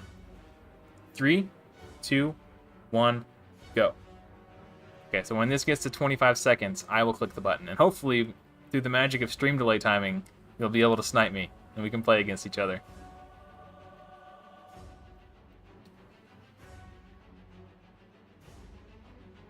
We got about 10 seconds. Alright, 3, 2, 1. Okay. Hopefully that worked. Dude, if this says wolf on the screen, I'm gonna lose my mind if this worked.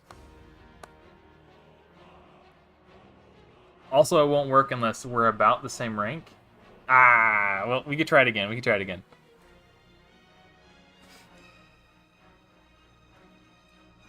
Alright, let's see what Dark Elhain can do, baby.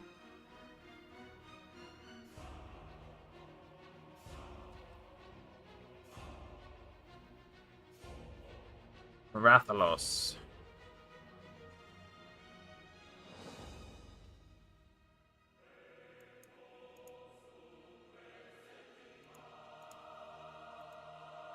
We'll do something like that. I'm definitely going to pick Soulbond to counter Rathalos, but I'm just doing this at first just to kind of see what they do.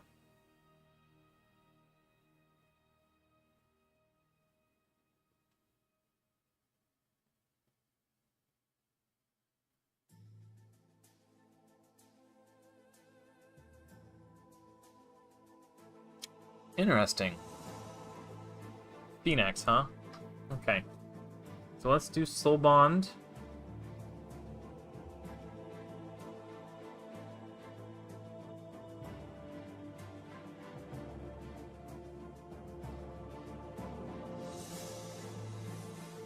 So I got 2 damage dealers, a speed champion, and a crowd control champion.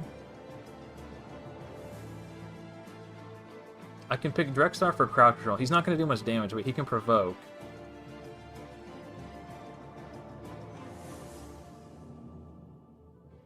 So even if they ban, like, Haikatoon, I still have enough damage dealers to hopefully get it down if I'm fast enough.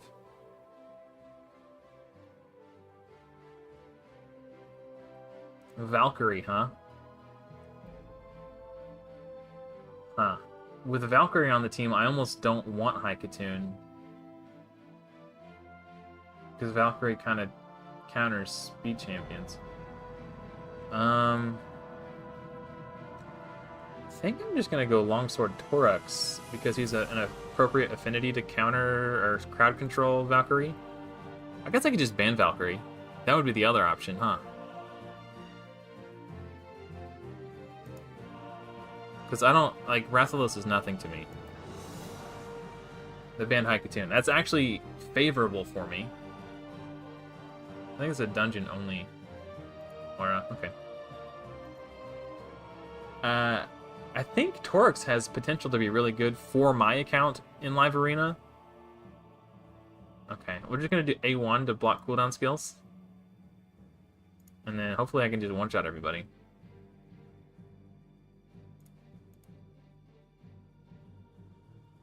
Yep. Hey, I got a chicken. Are you still in your match, Wolf? Or did... Yeah. Poor Grim. And the good news is, now he knows how good Dark Elhain is. I use whatever champs you like. It'll be fun. Okay. If you're ready to try again, I can we can try again. Let me know, I guess. Okay. If you're ready, I'm just gonna say 3, 2, 1, go. Okay, so if you've clicked it when I said go, then when this gets to 25, we'll try it again. I did like 23 or 24 last time. Maybe I'll do it exactly 22. Alright. 18, 19, 20, 21, 22. Okay. Hey, thanks for hanging out, Glennis. Have a good night. Thank you.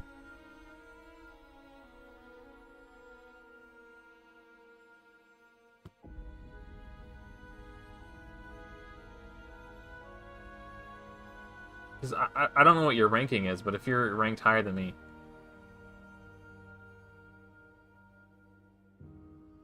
Is this a bot?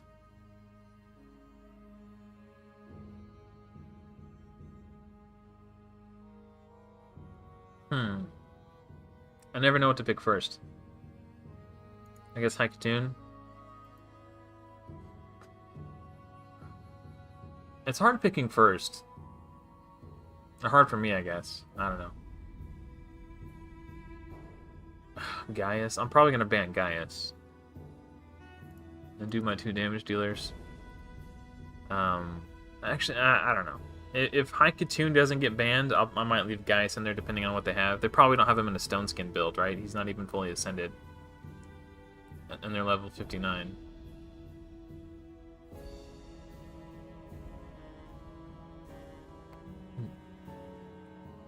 He does have that annoying pass. Well, I don't know. He might not be an issue at this stage in the game. Yeah, bombers are really annoying.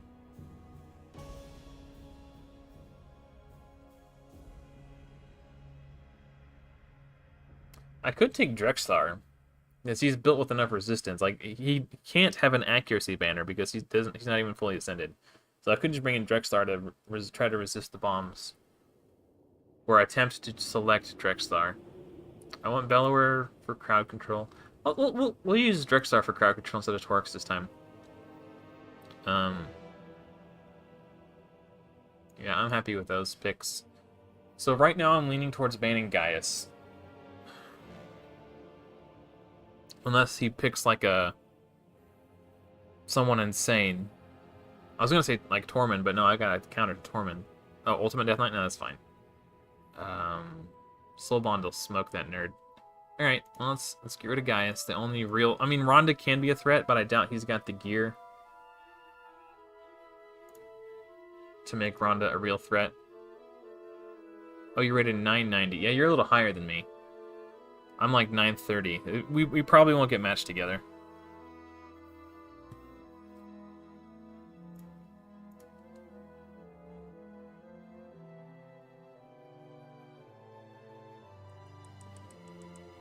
I'm going to do decreased defense because I think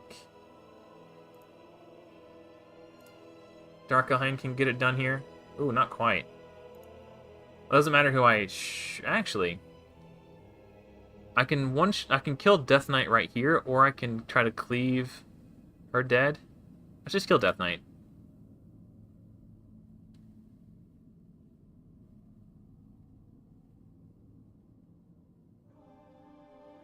I wonder if that strengthen was the difference between... Nah, 20. That's not 25% damage.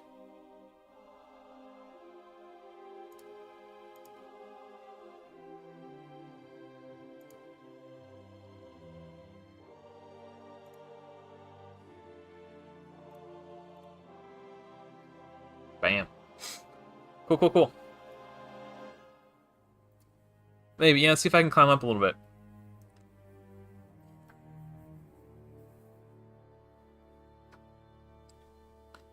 So I was wondering why I didn't kill the Ronda, and then I saw that Ronda didn't do any damage. So they had their Ronda in a more tanky build.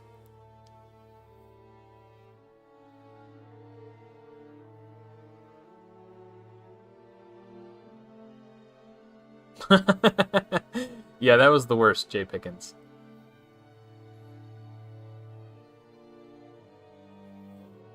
I guess I'll just select High Katoon. Where's she at?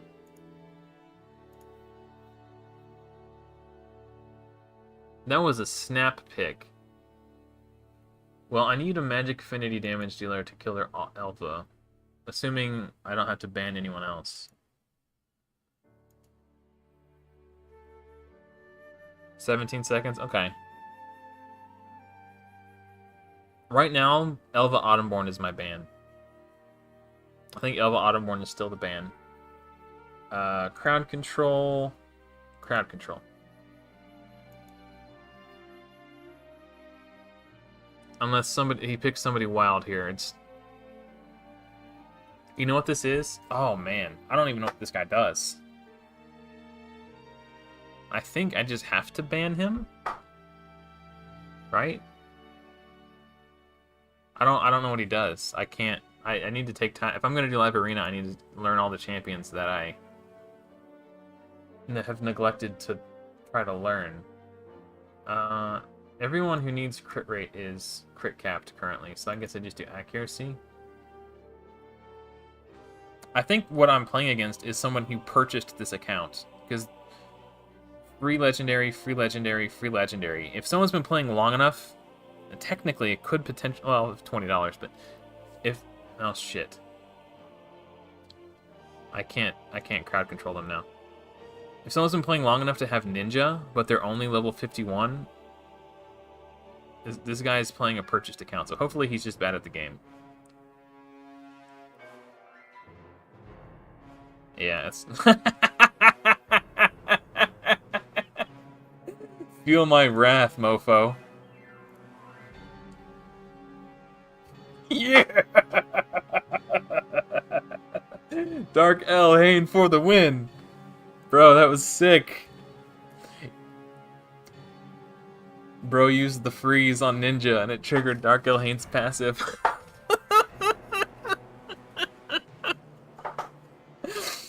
Oh, she's my new favorite. 172,000 damage. Jerksar did 5,000. Yeah. He zigged when he should have zagged. That's what you get for buying your account from a bot farm. Oh, what? Bronze 2? Hell yeah, brother. Ooh, we're gonna get Quintus, guys.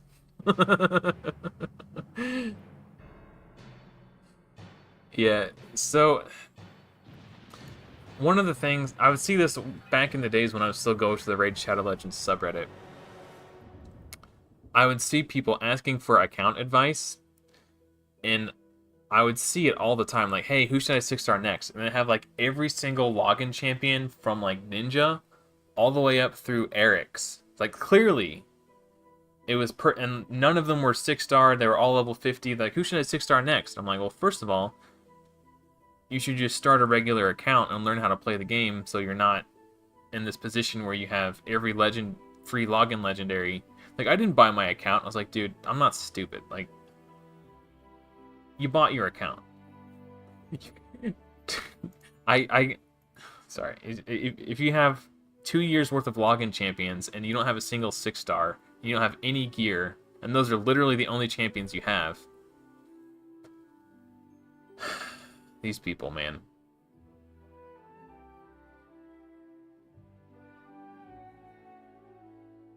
Hopefully he picks a freeze champion for his last champion.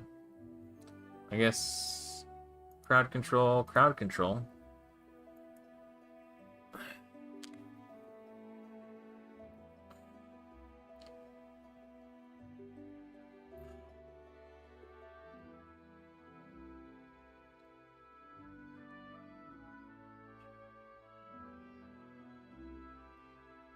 I'm not scared of Death Knight. I'm not scared of Duchess. Like, Duchess is annoying. But, like, if... Yeah, okay.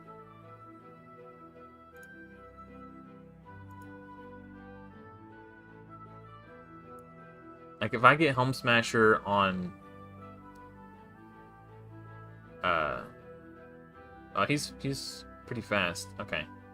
Well, that sucks, but that's fine.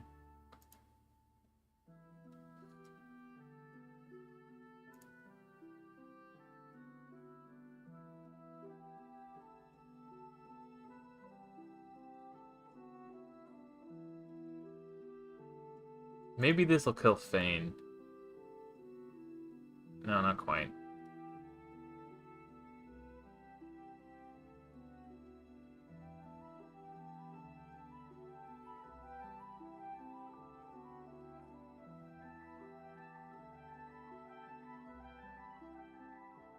Huh. Hey, what's up, Sad? Hi, Sad. Well, I'm losing to my first whale. He's got Duchess. He had a mythical on his team that I banned. Like, this, I don't get this, dude. Like, how are you level... You have login champions that go as far back as Rhonda and Ultimate Death Knight, but you're only level 51. Yeah. That's a purchased account. Alright. What do you want me to count down from? You said it was a 17-second? Okay. I'll start at 20. So I guess whatever the delay is for you, hit the button when you get, so like if it's 17 seconds, when I get to 17, hit the button. Okay, so Wolf is going to try to snipe me and play against me in live arena. So we're going to try. So 3, 2, 1, go. Okay, so if it's 17 seconds, go now. And then when this gets to 20, I'm going to hit the button. We're trying to time the delay so we can fight each other in live arena. All right, 5, 4, 3, 2, 1, click. Okay. So hopefully you're ready. And it went.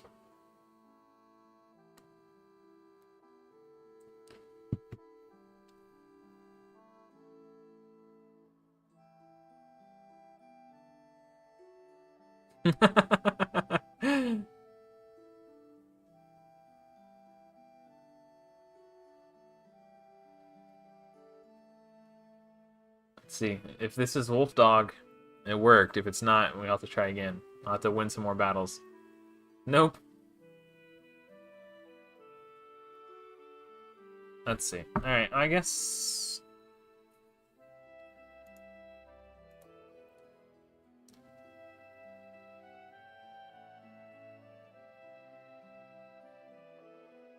Huh. Oh, but he's actually level 98, so he might have just been playing the game long enough to get these. That's not as suspicious, actually, now that I think about it. This guy gets a pass.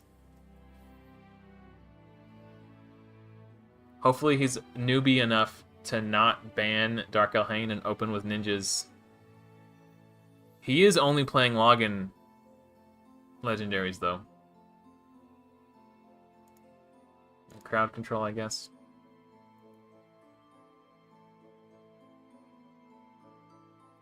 That could be it too, June. Like this, I don't know. If the account name is player name number, I assume it's a...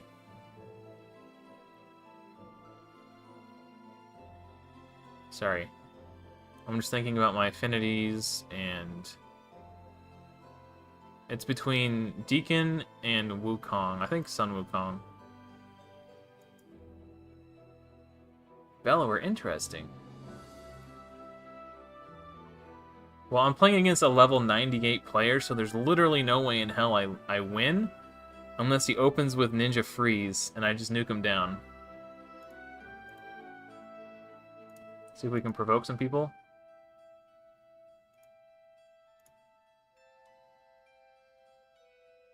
Okay, so I guess he's just...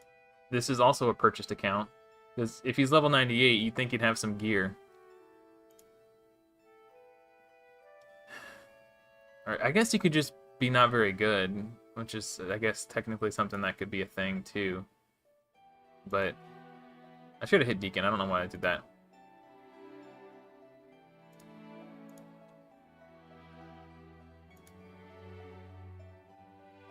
I'm kind of multitasking here. Who's he going to revive? Oh, he didn't revive anyone. I don't know how I feel about that. Well, I don't know. I guess that just goes to prove you can't just pay to win if you're bad at the game.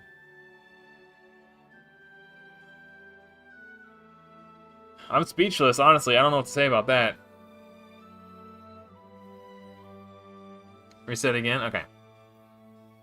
Back to 25 seconds. Okay. Alright, if you're ready, let me know when you're ready. And while you're letting me know, since there's a delay, I'll check my...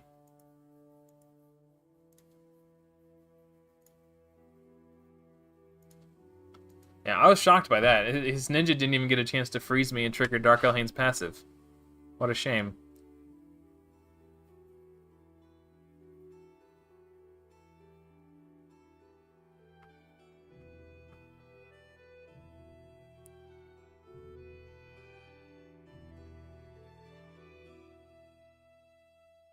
You ready? Okay. I didn't see how long that battle lasted. That would have been a good indication of the timer. Okay. It said it's about 25 seconds, so... Where did my... Did it go to my inbox? Oh, okay. I was like, what the heck? You know what? I should have done some live arena at work yesterday, and then not... Just let the tokens go to my inbox so we could have done some more. Okay. If you're ready, Wolf, hold on. Let me get my timer. 25 seconds. Okay.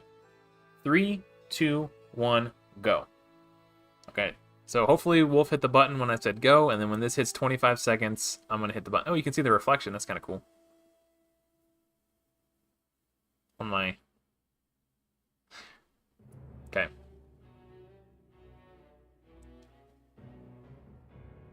So hopefully Wolf has already hit the button. And I'm going to hit it in 3, 2, 1, go. Okay. So if his estimation of 25 seconds is... Oh, that was really fast, but it wasn't Wolf. I think you might just be too high. Well, no, this guy's ranked at rank 1000, so there's no reason why I wouldn't be able to bump into you. Oh, that's a freeze champ, guys. So you know what I gotta do, right?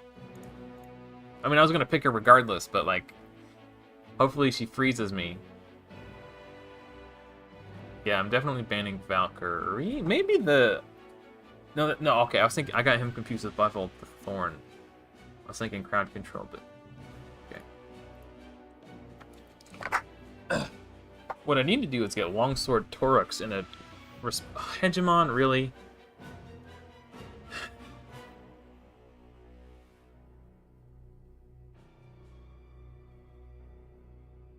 I kind of have to ban Hegemon. I run the risk of him completely disrupting me before I even get a chance to take a turn. There's literally no other choice here. So hopefully I'm fast enough to get a turn in, and Valkyrie's turn meter steal passive won't become Candor Fontoot, man, that sucks.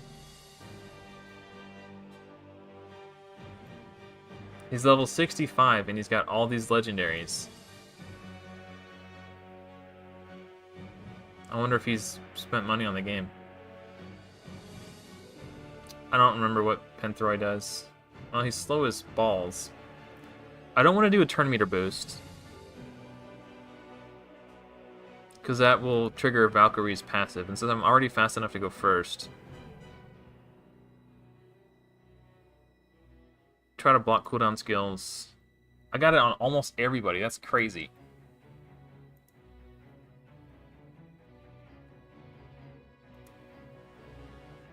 Candor Font. Oh, well, okay. That's actually not as big of a deal.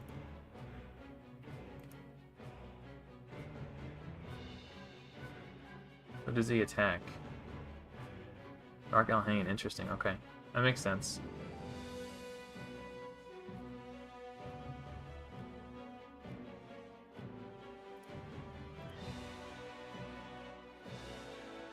Dang it, I was really hoping that Ray wouldn't get a turn. I think he knows about the freeze. I think I can just kill him if I can. Candy's the biggest threat. I want to make sure he stays dead. And now... ah, shit. Decreased defense here is not good.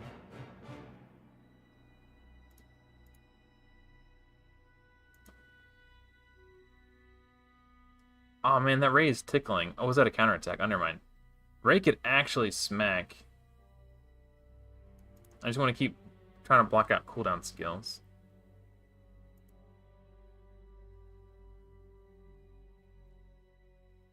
Maybe I should try to put decreased speed. Oh, I stunned Archbishop. That was cool. Okay. Decreased speed. Block cooldown skills. Nice. That was a counterattack, though. Shh, Nikes. I think Soulbond is dead, yeah. This has been the closest match out of all the ones I've had so far. I'm just going to try to keep blocking out cooldown skills. Yes! Bellower's OP. He's getting a ton of counterattacks off, though. Like, what the hell? Like, a disproportionately large amount. Dang it. I could have probably killed Archbishop.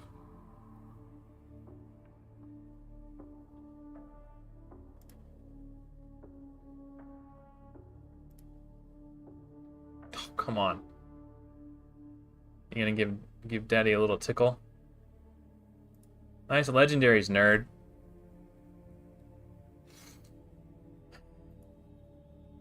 Sorry. This type of PvP brings out the worst in me.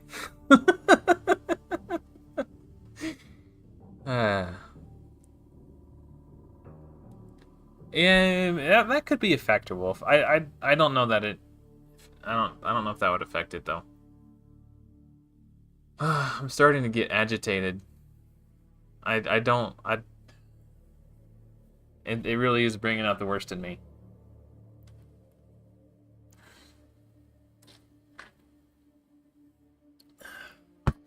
I can feel myself getting angry. Thank you, ISAT. I appreciate that. Yeah.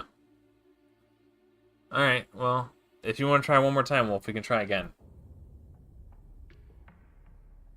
Alright. I'm ready. Here we go. 3, 2, 1, go. I think by the time this timer is up, my rage will have subsided. How mad do you think that guy is? Yeah, go for it. Anyone's welcome to try to snipe me. I don't care. I think it'll be fun to, Right, 3, 2, 1. Yeah, if you want to try to snipe me, go ahead. The more the merrier. And they honestly should have just made it so we could challenge each other outright. I don't know what they were thinking. Wolf! We did it! We did it! It's Wolf Dog, guys. From chat.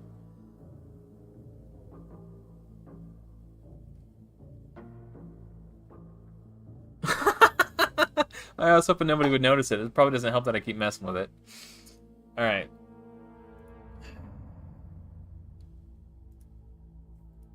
Arbiter? That's cheating. That's okay. That's fine. It's all fine. Wow. Okay. Let's see what we can do here. I don't mind. I don't mind. It's all good. Friendly, fun challenge.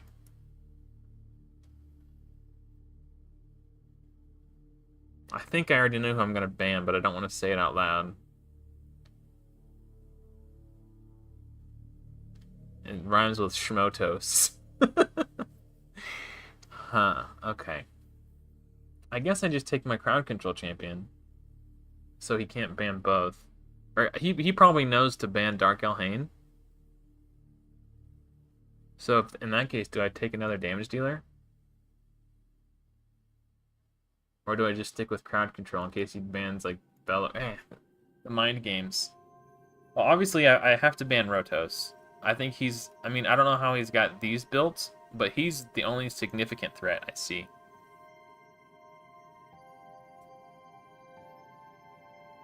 And he was smart enough to ban the Dark Elhain, or the Haikatoon. Okay.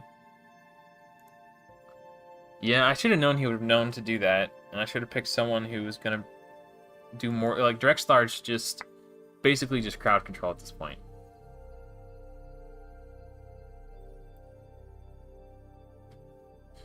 Like he doesn't have any damage. And just literally just I want to hope. Yeah, okay, he went first. Big surprise. Just ban Wolf.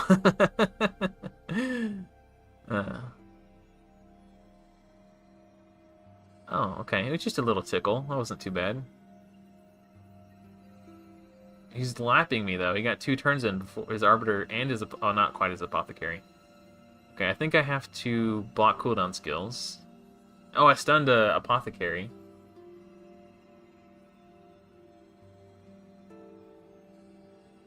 Yeah, he's got some pretty good ones.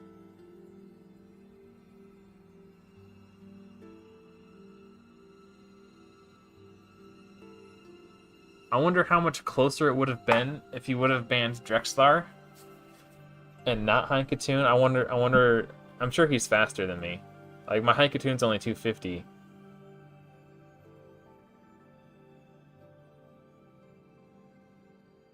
Dang. Alright.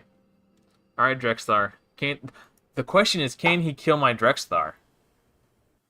My Drexlar is a tanky boy. I might just have to go hit auto and make a sandwich. I don't think he's gonna be able to kill me. Maybe. He's okay. He is taking enough turns that he can, because he's got 2 speed turn meter boosters. I think he might actually be able to.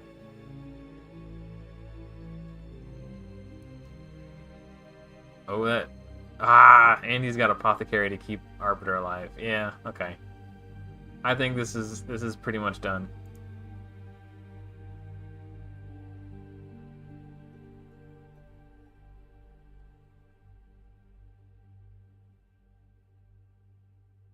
I wonder if I would have been able to win if I would have banned Arbiter or Apothecary and left Rotos in. Because if I could have crowd-controlled Rotos with Drexlar. Yeah, I wonder if that could have gone differently if I would have done different bans.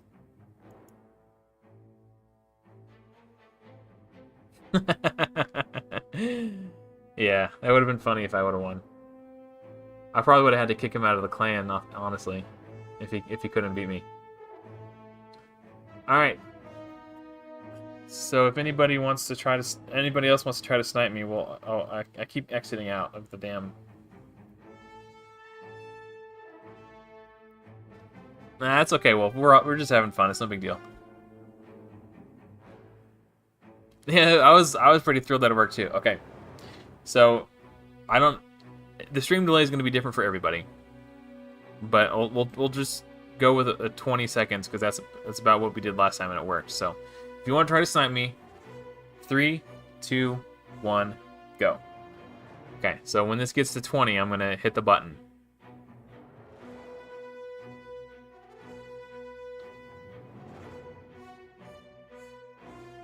And hopefully, with the stream delays and everything, it'll work. All right, and go.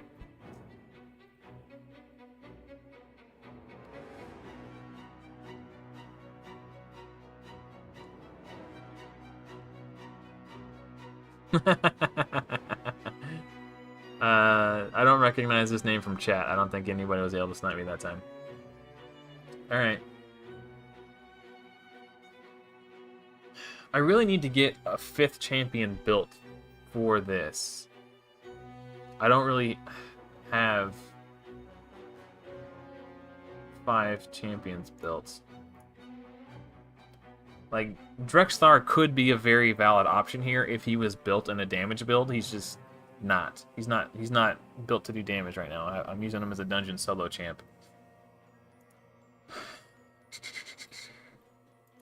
But he's capable of doing very strong damage on his A2.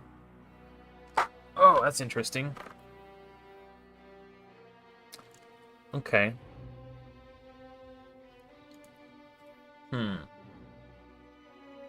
Will he ban Drexthar if I choose Drexthar? Oh, you know what? I just realized once I get Yakarl Discourage, Yakarl can easily come in this and be my 2nd Crown Control champion. Sun Wukong. I think I have to get rid of Wukong. It's either that or... Because he's going to get a speed booster no matter what, so it doesn't really behoove me to ban one if he's still going to get the effect. So it's which nuker do I not want to see?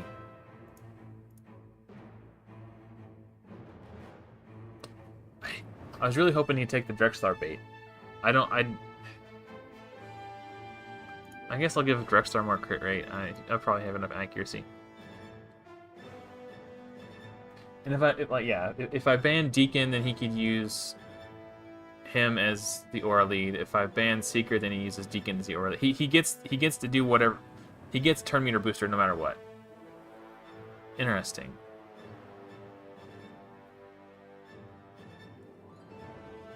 Yeah. Maybe next weekend. We'll try to do this next weekend too.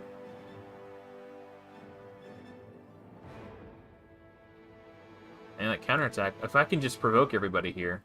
Oh my gosh, it worked! Oh!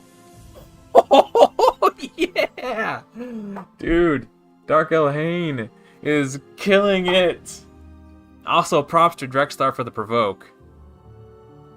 Well, I think Dark Elhain was able to go before any of them went, but if that wasn't the case, the provokes from Drexthar absolutely would have been clutch. Oh, you're in silver. Yeah, there's no way you'd be able to snipe me then. Okay. I got 2 more tokens. Yeah, Drex locking down the provokes, and then Dark Elhain with the backup. Whew, that was sick. I'm actually enjoying myself.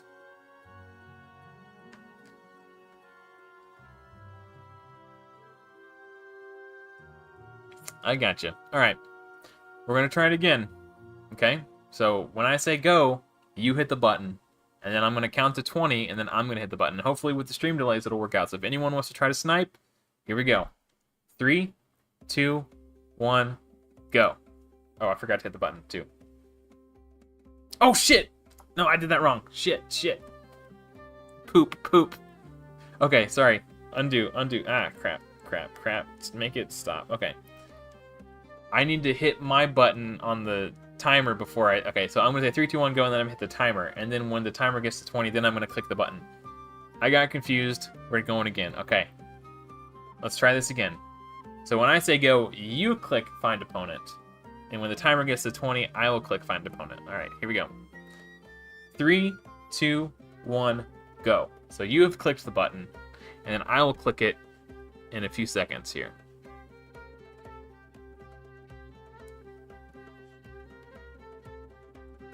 Oh, thank you, I said. Yeah, I'm having fun. Now that I'm not just getting destroyed by, like, I don't know, okay. And clicking the button. My first time in, like, as soon as I unlocked Live Arena, I was getting smashed by, like, Trundas, Sun Wukongs, Marichkas. I was just hitting whale after, like, it was not a fun experience. I did my 5 tokens, and I was like, you know what, this sucks. I'm out. So I had a really bad first experience on this account. Level 82. Interesting.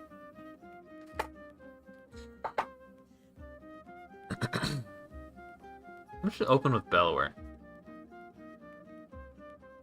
Let's see what, just to change things up.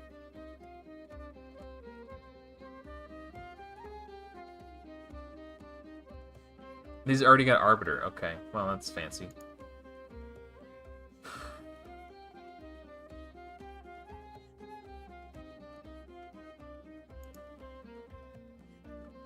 I'm hoping he'll pick a freeze champ and I could sneak a Dark Elhain in under the table and he won't notice.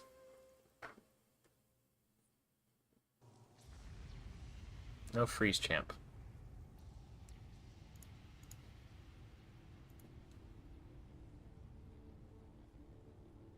Dang, that sucks, Jay Pickens. Alright, so who... I think I just... take Arbiter out. She just does the most turn meter boost. She can do an AoE revive.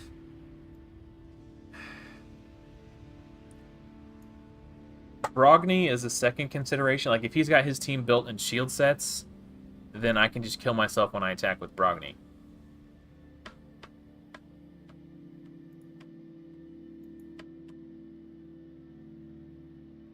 So, that's a consideration too. Like, I could just die before... He might not even have to do anything to kill me. Okay, no shields. Oh, Apothecary. Okay, wow.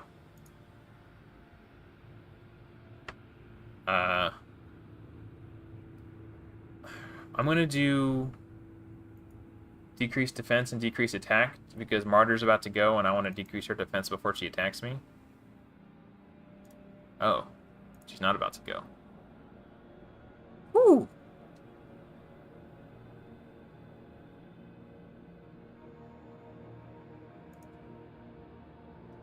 Huh. Weak hit, damn. I think it was a weak hit. It didn't do much damage. I have to assume it was a weak hit. I wasn't really paying attention.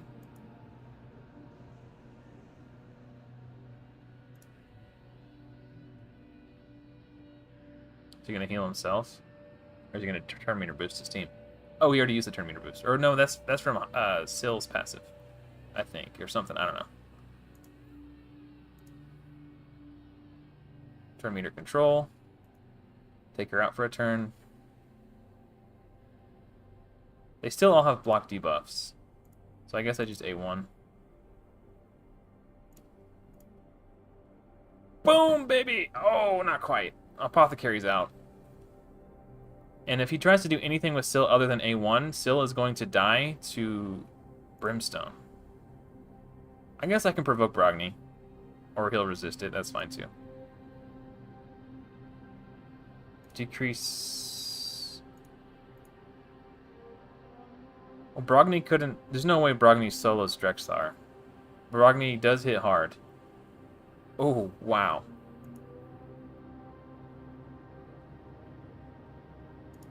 Decreased defense. Oh, and a stun. Hell yeah. That's weak hit. Are you kidding me? Soulbond Bowyer weak hit both times she used her A2. That's annoying. Wow. That was a good match. Spanking players 20 levels higher than me, by the way. Whew.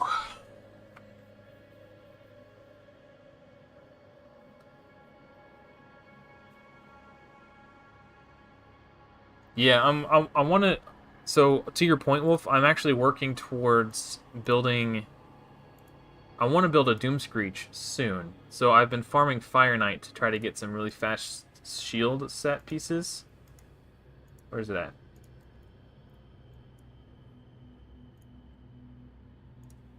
But none of them have been rolling that well. That one did. Okay, I got 16 speed on a helm. But that's about it. I ran. Oh, okay. I could still roll some of these, but there's potential here for some decent speed pieces. But if I can get a fast shield set on a Doom Screech, like even though that's flat defense, like if I can just get a really fast, like I don't have to give HP percentage chest piece. I'll still get a big shield because his base HP is so high. So. Yeah, it's something I'm working on. I've been farming the heck out of Fire Knight, trying to get better shield pieces. We got one more round in me, one more token. That's true. They were not rares only. Yeah, it just kind of goes to show you there's more to the game than just shoving legendaries in. There's a little bit more strategy involved. Now, legendaries, on average, will have more stats because their base stats are higher, and then those stats will scale with gear, and it is a huge advantage using legendary champions. But if you don't build them properly, and your team doesn't really have any synergy, and it's just a big pile of good stuff, you're gonna have less. Oh, Jesus Christ! I hate more too.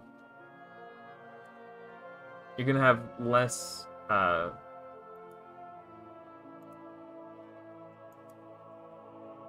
You're gonna have a harder time if you're not trying to synergize and build a team that makes sense.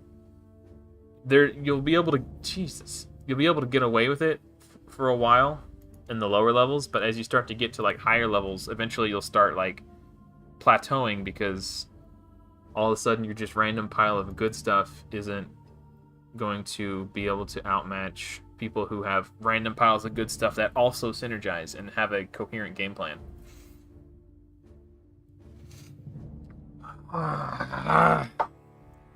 As long as he's not in Stone Skin, I can probably one-shot the Mortu.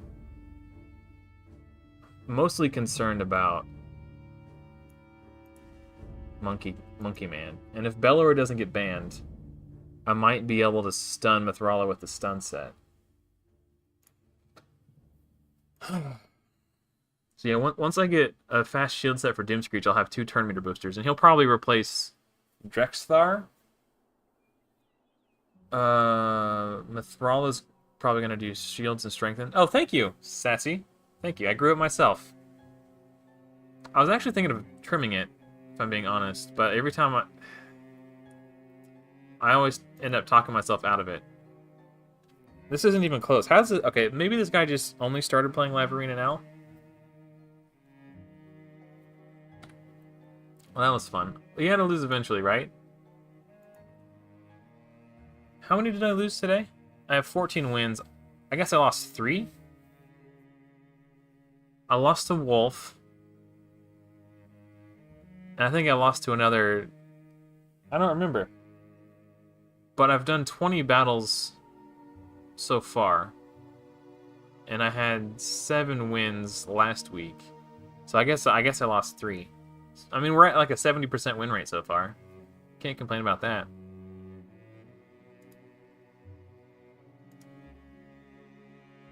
Check the battle log. Oh, I forgot you can check. I forgot there's a battle log. So 1, 2. Wait, what? Oh, I saw rares only plus. I was like, how the hell did I beat myself? Okay, yeah, 3 losses. Who did we lose to? So we lost to Duchess, Rhonda, Ultimate Death Knight, Fane. Ultimately, I thought I won this one. Maybe I didn't. Maybe I'm thinking of a different player.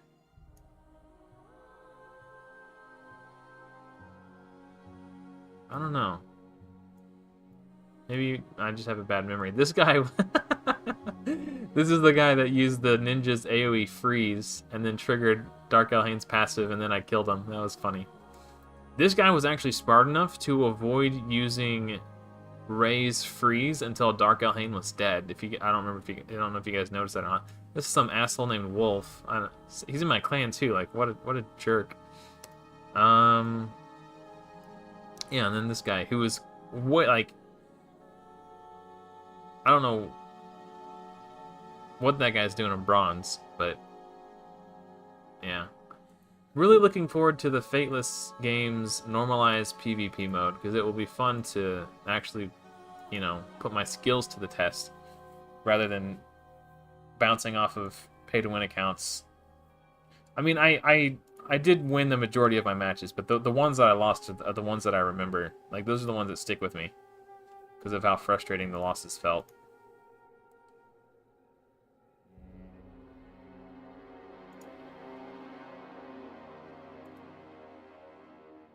I don't think I got a Helm Smasher proc.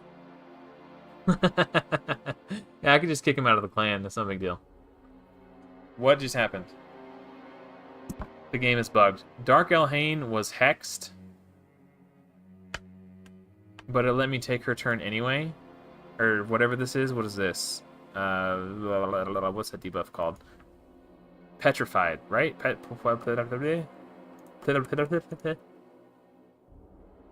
Yeah, I think it's petrification. She had the petrification debuff, but her turn, it let me select skills, and when she went to attack, then it bugged out.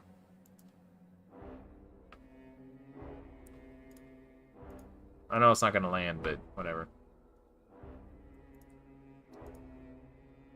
How has Soulbond not gotten back to her A2 yet? That's curious.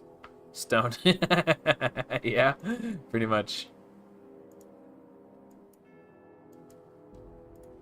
Alright, well, let me finish up these arena matches, and I think we're going to call it a night. We've been going for about 4 hours now, and I'm pretty exhausted. It's been a long stream. So yeah. Let's see.